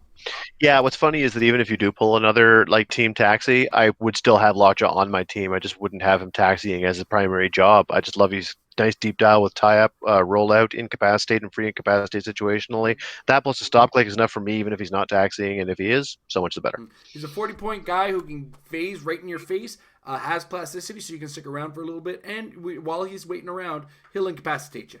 So, all very cool. Good boy. All right, he's a good dog. Next up, Maximus. 6 range, 2 targets, 90 points. Cabal, Inhumans, Ruler, Scientist. Maximus to Mad is his trait. At the beginning of your turn, roll a d6. On a 1 to 2 and, until your next turn, Maximus can use Battle Fury. On a 3 to 4 until your next turn, characters within range, including Maximus, can't be given a costed action if they have an action token. On a 5 or 6, choose an opposing character and a power on their card. That character can't use that power until your next turn. Special movement power, Maximus to Magnificent, Mind Control, Stealth. When Maximus uses Mind Control, after resolutions, each hit character is given 2 action tokens. And then a special damage power on the first 2 clicks, Maximus to Magnanimous. Perplex, but only to target friendly characters when Maximus uses it. Until your next turn, also modify the same combat value by +1 on all other friendly characters with the same name as the target. You. Me. I hate this guy. I just hate him. I hate everything about this guy. And for 90 points, I almost feel insulted by him. It doesn't work. It doesn't feel like he works in sealed. It doesn't feel like he works in constructed. He doesn't feel like he works. He can just backfire on you so frequently. Not just when he gets Battle Fury, but like when on the 3 to 4, he could ruin your own turn the next turn. And everything about this character is a nightmare. The only thing I like about him is that perplex on a team full of like Medusas. But even then, you're not getting that, and you're not paying 90 points for Maximus. I am not a fan myself. What do you think, Tom? Yeah, I must agree. I think that you make a lot of good points about why it's not good. And I also don't like the fact that when he makes Winter Soldier join your team, then he locks it down. So he has to clear first before he can do anything. Yeah. So, All right. Jay? If the trait was optional, maybe, but just as is, I think he actively hurts you more than he'll ever help you. Yeah. So right. No, thank you. Yeah. This is a super rare. If I pull it and sealed, I'm actively just not going to look at him. All right, next up on the other side of the spectrum, Taskmaster. Team player, team ability, so he's a wild card, 6 range, 100 points, Agency X, Cabal, Hydra, Initiative, Assassin, Martial Artist, keywords. Just because you hired me doesn't make us friends. This is his first trait. Taskmaster doesn't count against theme teams. I memorize moves from dozens of chumps. Take your best shot as a second trait. Free, choose 2 from Charge, Flurry, Running Shot, Blades Claws, Incapacitate, Penetrating Psychic Blast, Precision Strike, Combat Reflex, Energy Shield, Close Combat Expert, Exploit Weakness, Range Combat Expert. Taskmaster can use the chosen powers until your next turn. This turn, characters targeted by Taskmaster with an attack can't use the chosen powers until your next turn. Tom, thoughts on Taskmaster? oh man, he's really good. I think for 100 points. Obviously, it doesn't. It stands to reason that he can be on any theme team without affecting it, which is great. Combine that with pick a power. I think that in a team setting, absolutely no way that you don't play him if you pull him at team sealed. In your own sealed, you pretty much play him all the time. And I think in Started, there is a bit of potential there, although for 100 points, he's a bit too soft for me, even with the ability to pick a power. So it would have to be a very specific team. Just as a heads up before we move to Jay, if you're watching right now and you have questions, we have to push them to next week because it's like 12:05 and this episode's taking a while. So sorry, guys. Jay? I think he'd be playable even if he didn't turn off the powers, and turning off the powers in this set with bypass and protected outwit is good. And he is a bit defensively squishy, unfortunately, but I do think he's overall pretty potentially playable, although I wish that there was better stuff to wildcard in this set. True. I can't wait to play him on my X-Men team. Next up, Challenger. Power Cosmic, team ability, 7 range, 175 points. Black Order, Elders of the Universe Cosmic theme or keywords. I sense a greater challenge trait. That 0th click is gross. A game for the world. is the second trait. At the beginning of the game, you may generate pyramid markers anywhere on the map that aren't within 4 squares of each other or a starting area. You generate 3 of them, and an opponent generates 2 of them. When challenger would take damage, you may instead remove a pyramid marker within 6 squares and take no damage. Opposing characters have power removed from the game a pyramid marker in a square this character occupies. And his special defense power in his last click, you have succeeded in irritating me. Stop. Invincible. Free once per game. Make up to 4 attacks, close or range in any combination, each targeting a different opposing character. We're at Tom. He's nuts. He's going to be on click 0 all the time, and he's a beast at click 0. And like, what an amazing ID call-in character at 175 points with so much survivability, with a stop click. And by all means, just come on over. Like, try to deal with him. He's nasty. Am I overstating things? He seems like he's really powerful. He's really going to be obnoxious to deal with. Is this Unimine's next, like, is this guy going to take Unimine's place when Unimine's gone, or even soon? Again, like, play Possessor. Yeah. All right. Next up, Champion. Power Cosmic, 95 points. Elders of the Universe, Brute Cosmic. He's got the Bearer of the Power Gem. I sense a greater challenge, and then special movement power. Where's the next challenger? Charge when champion uses it and hits after resolutions. Choose one. Remove an action token for champion, or he can use close combat expert at no cost. Champion. Fun for casual, probably fine for sealed. I would give him the power gem and sealed. Not gonna see competitive constructed. Tom. Agreed. Oh, by the way, I like Starro against Challenger. Just get those star fights to get rid of all those. do me a favor, guys. Just get rid of that. Yeah. Just take care of that, everybody. I think Jay's right, although I think you may be understanding things a little bit. His pure damage output with the power gem equipped makes me think that he's kind of an outside possible play in a constructed environment. He's subtly there. All right. Next up, Collector. Power Cosmic, 7 range, 55 points. Elders of the Universe, Cosmic Keyword. Bearer of the Reality Gem. And I sense a greater challenge at the beginning of the game. My collection grows. Collector may be equipped with any number of equipment objects at the same time. Protected Pulse Wave. Special attack power across almost the entire dial except for the last click. I find your hammer very unique. Incapacitate. When a collector uses it, instead of giving action tokens after resolutions, you may choose an equipment object equipped to a hit character and unequip it. Free. Equip an unheld and unequipped opposing equipment object within range and line of fire. This guy is just made for the current metagame, right? Like he just already won 2 events, so yeah. Yeah, he's going to be seen a lot. I think that nice little catch on the potential exploit, remembering to give protected pulse wave to that equip with multiple equipment object thing. Yeah. That's the kind of thing where they, in the past, they probably wouldn't have thought of that, and could cause some weird corner cases. Jay? I mean, he's obviously really good and constructed. Like, what do you want? Like, he does all this and perplex, so. Yeah.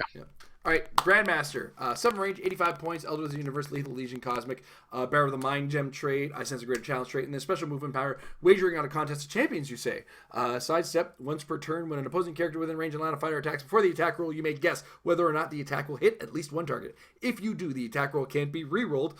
If you choose correctly, after resolutions, deal the attacking character 1 penetrating damage and heal Grandmaster 1 click. If you're wrong, heal the attacking character 1 click and deal Grandmaster 1 unavoidable damage. Tom? Well, he's okay. Considering he doesn't come with the Mind Gem, then he's certainly not terrible for his points. But Contest of Champions feels like it can kind of be used against you to a certain extent by a wily opponent, and it would probably simulate the type of thing that they're trying to go for, but by the same token, that makes it a little bit less effective purely on the map. I don't think I'm going to play him ever in a constructed environment. In a sealed environment, he's certainly not bad for 85 points by any stretch, especially considering he's very often going to be on click 0, but he's not fantastic if you can't get the Mind Gem on him. And if you do have the Mind Gem, maybe I would consider putting it on him. Just, it's nice to have an extra Winter Soldier on your team. Jay? Yeah, he's fine and sealed, and I hope that his power name is confirming a Contest of Champions set, because that'd be really cool. Who has been beating the crap out of this dead horse? I love it. I just gotta say, Grandmaster's gonna be so much fun in Battle Royales. Oh. All right. That is fun. Next up, Runner. Power Cosmic, 65 points. Elders of the Universe, Cosmic Speedster keywords. Bearer of the Space Gem. I Sense a Greater Challenge trait. And a special movement power on everything but his last click. Galactic Marathon winner. Hypersonic speed. Free if Runner's printed speed value is the highest on the map. Modifies attack and damage by +1 until your next turn. If it's at least 3 higher than the next highest, modify both his attack and damage by +1 instead. Jay. He's going to be really sad if you're sitting across from Voyager because he's the only one that's fine for speed. Otherwise, I mean, he's obviously fine, like high speed, hypersonic speed, all that. I don't know if you give him Space Gem because carrying and hypersonic are compatible, but maybe. I don't know. If you get it off Iron Man, it's fine. Yeah. Tom? I don't think he needs the Space Gem, but again, if you got it, then it's gravy. Otherwise, good piece. Yeah. Good use of points. Just fine. I thought I'm fine. Yeah. Next, all right. Last on this one, Ebony Maw, 100 points, 8 range, 3 targets, Black Order, Cabal, Minions of Thanos, and Cosmic. Cull Obsidian trait, rejoice and surrender your lives to Thanos. Mind Control, Poison. When Ebony Maw uses Poison, all characters that he has hit with Mind Control this turn are considered to be adjacent to him.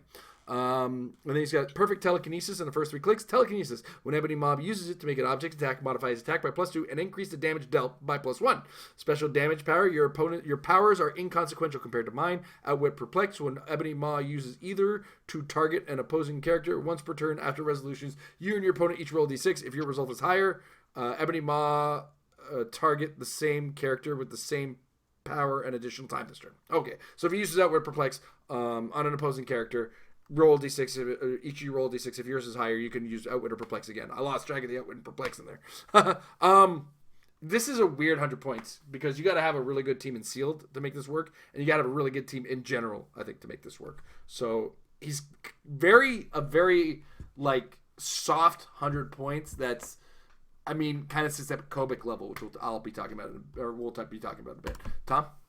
Yeah, he said it's hard to use telekinesis offensively in that way without your opponent coming to you or setting up the map in just the right way. If you can't guarantee that, it's hard. So it's nice to maybe play him with the Corvus and have him creating objects and stuff like that. Like there's some cool synchronicity, but it's going to be hard to pull off in anything other than a constructed environment. In constructed, I feel like there's better.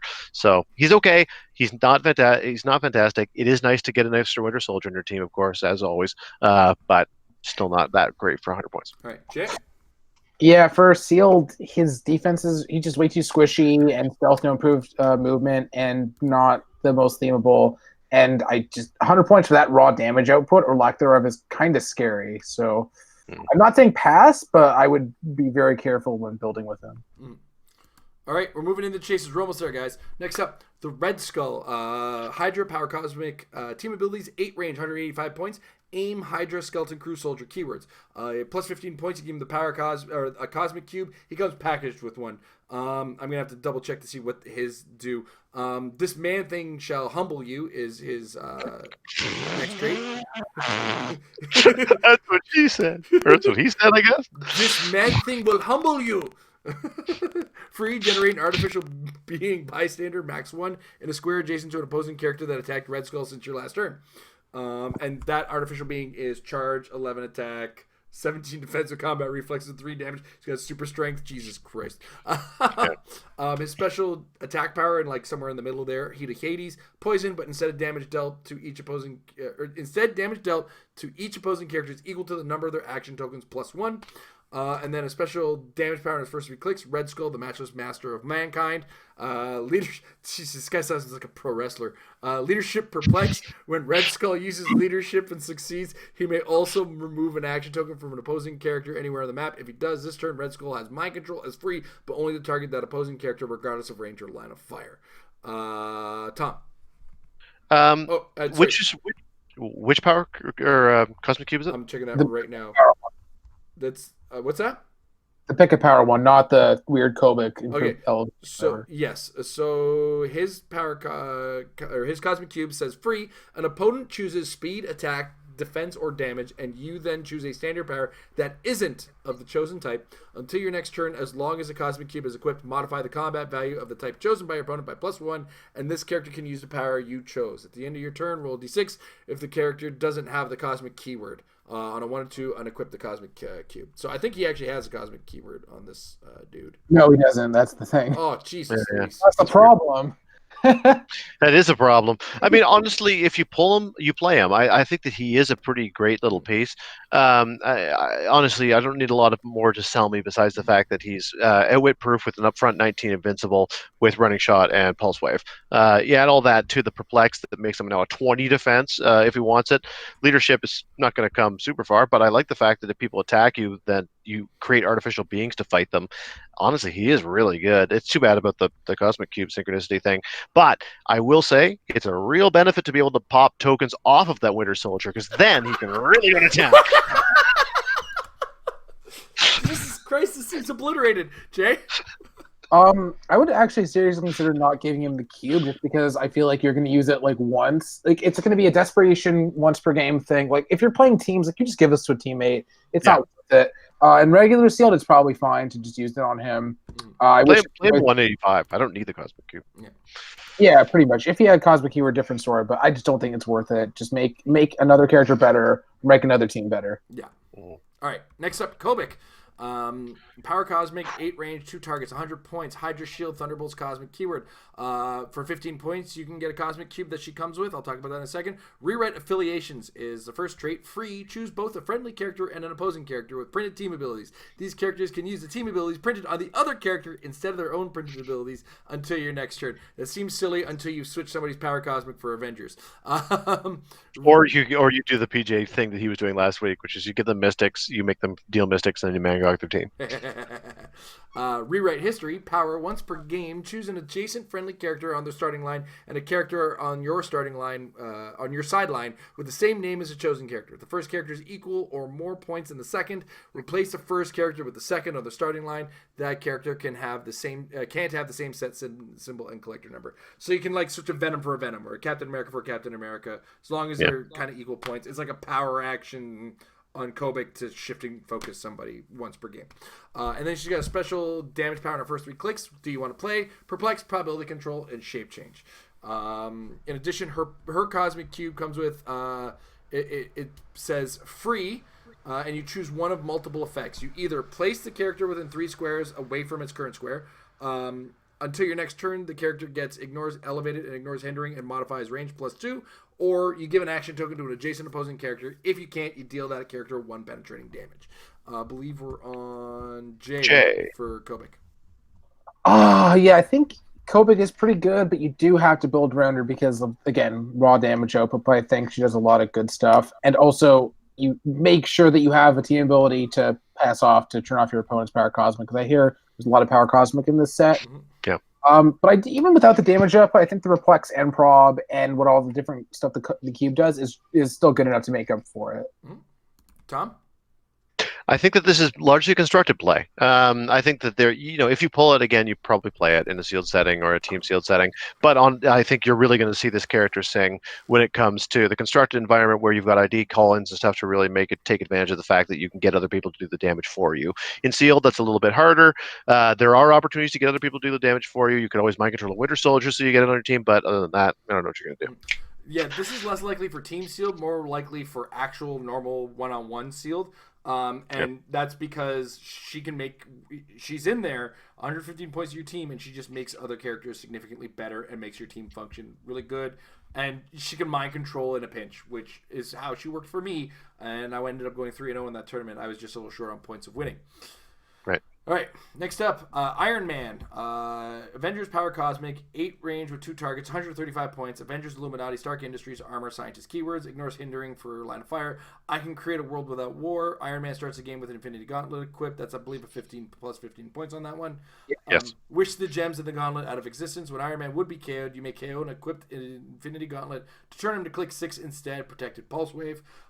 His Infinity Gauntlet is the one we'd already seen with the Captain America preview from 2 clicks from KO, which was Power one. Yeah, free. Choose a standard power, then roll a d6 on a 5 or 6. Choose an additional standard power on a 1 or 2. Deal this character 1 unavoidable damage. This character can use the chosen power until your next turn. I'm in sealed. It's a beefy dude. I'm actually more plus by this Iron Man than the other ones. I'd give him the gauntlet. Why not? It's pretty potent on this particular Iron Man, though. It looks like he's built to get that gauntlet, to say the least. And he comes back if you kill him. on not last click, with 2 clicks there. Second last. I think it's like third to last. Click 6. No, second to last. 2, 3, Yeah, 4, second last. 5, 6, second to last. My bad. He's still healable at that point. I don't think there's a lot of top dial or much in the way of support in the set. Not a big deal. He's okay, and I would probably play him if I pulled him in sealed. Tom? Mm-hmm. I agree. He's the best Iron Man so far, but that's not, unfortunately, saying a lot in the set where they've been mostly underwhelming. It's cool that you can use mind control. There's some stuff you can do with that. Mm-hmm. Jay? Can't believe you guys don't like that comment. I feel like he's just good enough that I would want to play him and give him the gauntlet because, I don't know, there might be a very specific other piece to give them the gauntlet and then just, I guess I wouldn't play him on his own. I don't know. I think it's really dependent. You probably play him with the gauntlet. He's fine. Southwesting is good. He has just enough powers on dial to synergize with the pick of power. He's fine. All right. Next up, we have Captain America. Also comes with a gauntlet. He's got the Avengers team ability, 6 range, 135 points. Avengers, Illuminati, and Soldier keywords. You can give him the gauntlet that he comes with for 15 points. The gems they want to be together is his next trait. Barrier. Barrier is free, but only to generate 1 marker. Captain America can't be healed. It takes a maximum of 1 damage from any attack. Protected pulse wave on that. Special damage power across the whole thing, pushing planets away. Knockback. When Captain America knocks a character back, add 10 to the amount of knockback. That's so funny. It's just so funny to think about the image on that one. And then the gauntlet that he comes with is the one that gives... this Infinity Gauntlet starts with 6 Infinity tokens, gives a Power Cosmic team ability, and free, choose a standard power from the list of from this list up to the number of Infinity tokens. So you can choose between Mind Control, Pulse Wave, Close Combat Expert, Range Combat Expert, Opposing Prob, and Poison. Until your next turn, this character is protected from all of the chosen powers. You get to choose 1 per gem. So at the start, you get all of them that you're immune to. After resolutions, roll a d6. On a 2 to 4, remove an Infinity token. On a 1, remove an Infinity token and deal this character 1 unavoidable damage. And yes, this comes with Captain America. This goes to Tom on Captain America. No, he's completely playable. I mean, you gotta hit him 6 times, right? Probably. He comes with Power Cosmic to really make it work, and other than that, he's awesome. I don't think the knockback. Everyone's kind of talking about the knockback because it's so fun, but the thing that makes him work is the fact that he really survives. Like he's hard. He's a hard 150 points to score. So that's all you need to know. Yep, Jay. Jotunheim Lake is going to be so hilarious. Yeah. I said that if you play him on Jotunheim Lake and you knock back the 20 squares, you just may as well just throw the figure across the room. But yeah, stats are good. Powers are all good. Power Cosmic to give him willpower is great. Keywords are good. The 1 square barrier is obviously good. I don't know if you're ever using it as a power action, but also I like the idea of setting up barrier for the knockback damage. But yeah, and he's hard to kill. I don't feel like the set is swarmy enough that he can actually be taken out quick enough, but you still need to be careful with him. He's not unkillable by any stretch of the imagination. All right, next up, Black Panther. 85 points, Avengers, Wakanda, Animal, Deity, Past, Warrior, keywords, ignores elevated and hindering for movement. The Panther God is his first trait. Stealth, opposing lines of fire can't be drawn to Black Panther if he occupies printed hindering terrain. Protect the pulse wave on that. Second one, before humans stop the food chain, Blaze Claw's Fangs, opposing characters within 3 squares can't use Blaze Claw's Fangs. And then Ancient Incarnation, Black Panther, when another friendly character named Black Panther hits, after resolutions, remove an action token from this character. This is on Jay. I'm obviously good and constructed, like nobody doubts that. In sealed, I saw him win a sealed event, and stats are all really good. Defenses are good. Make sure you have map roll because without hindering, you're pretty sad. But there should be enough hindering on most maps that he's still fine. Mm-hmm.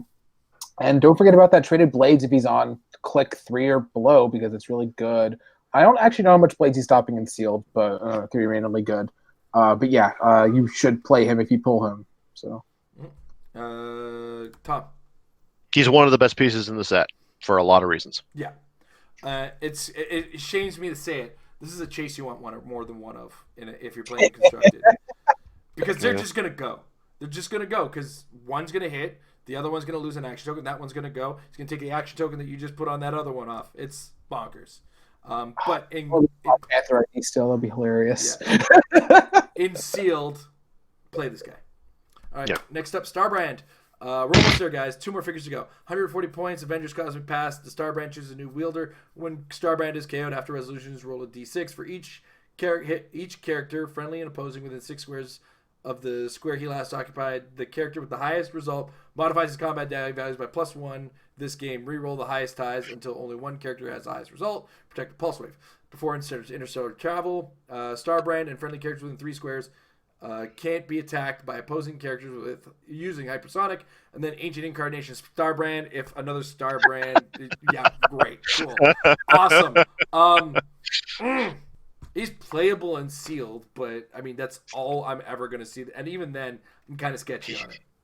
Yeah. Can you believe that this is a chase you might consider not playing in sealed? Oh, come on, he's fine. I'm not saying that he's bad. I'm saying that by comparison to the rest of the set, I don't even know that he's that. Admittedly, in a sealed setting, he's almost certainly going to be one of your best. In team sealed, it's hard to say. There are uncommons I like better than him. Uncommons. This isn't a complaint, but I really wish they made him unique just to stick the knife in a little bit deeper.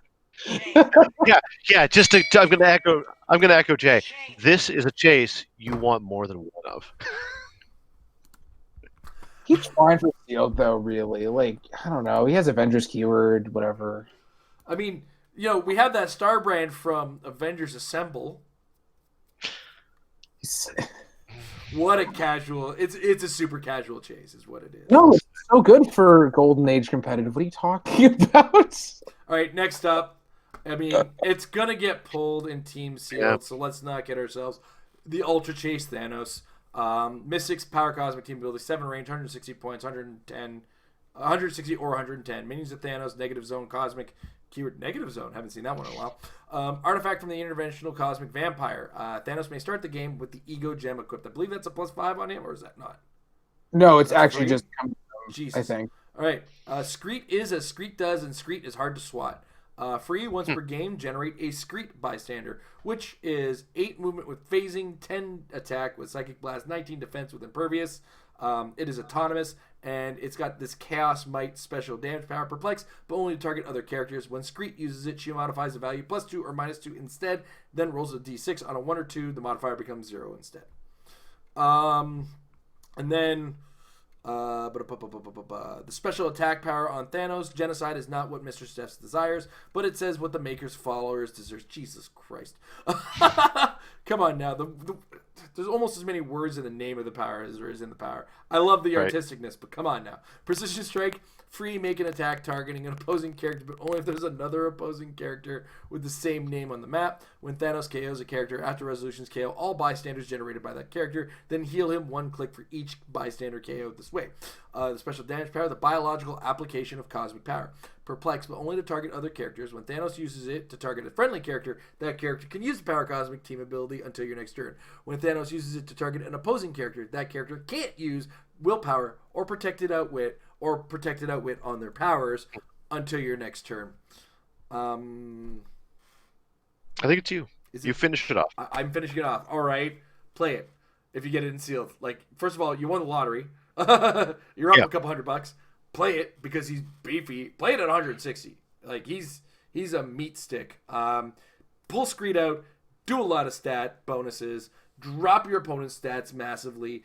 Get rid of those Power Cosmic. Like, this is the not poor man's version of Protector. So, like, this is a rich man's version of Protector. So we've been singing the graces of Protector. This is like his grandpappy. He's amazing. I think the closest thing to a downside is that he has only sidestep in his movement. Shucks. Did you mention what the gem does? The Ego Gem has an ability. It's like you can equip up to 3 gems with it, I think. You can equip any number of Infinity Gems and you can put that on the character. Yeah. And then this is already good. Free, choose a combat value and modify it by +1. So in addition to his Perplex and Screet's Perplex, you can just increase the power or increase the stat. 21 defense pretty easily. Yeah. 22 on click 2. Why not? Sure. Yeah, I think that he's very playable. In fact, not only is he great in and of his own right, but he is so good, in fact, that especially in a team sealed setting, you may wish to get an extra gem to equip to him just to give him that extra little bit of oomph, because he's so survivable. He has so many different ways of making the most of it. That I think that even though a lot of the gems are good on the people they come with, you might get more overall mileage with Thanos. Just build a juggernaut piece, make that one team the one that's always going to win. And if you're lucky enough, you could pull the mind gem, and you're going to get a Winter Soldier on your team. Jesus, Tom is already dead. I had to bring it home. I do have to say I appreciate it. Jay? I didn't come into this night expecting that to be the theme. It just sort of happened.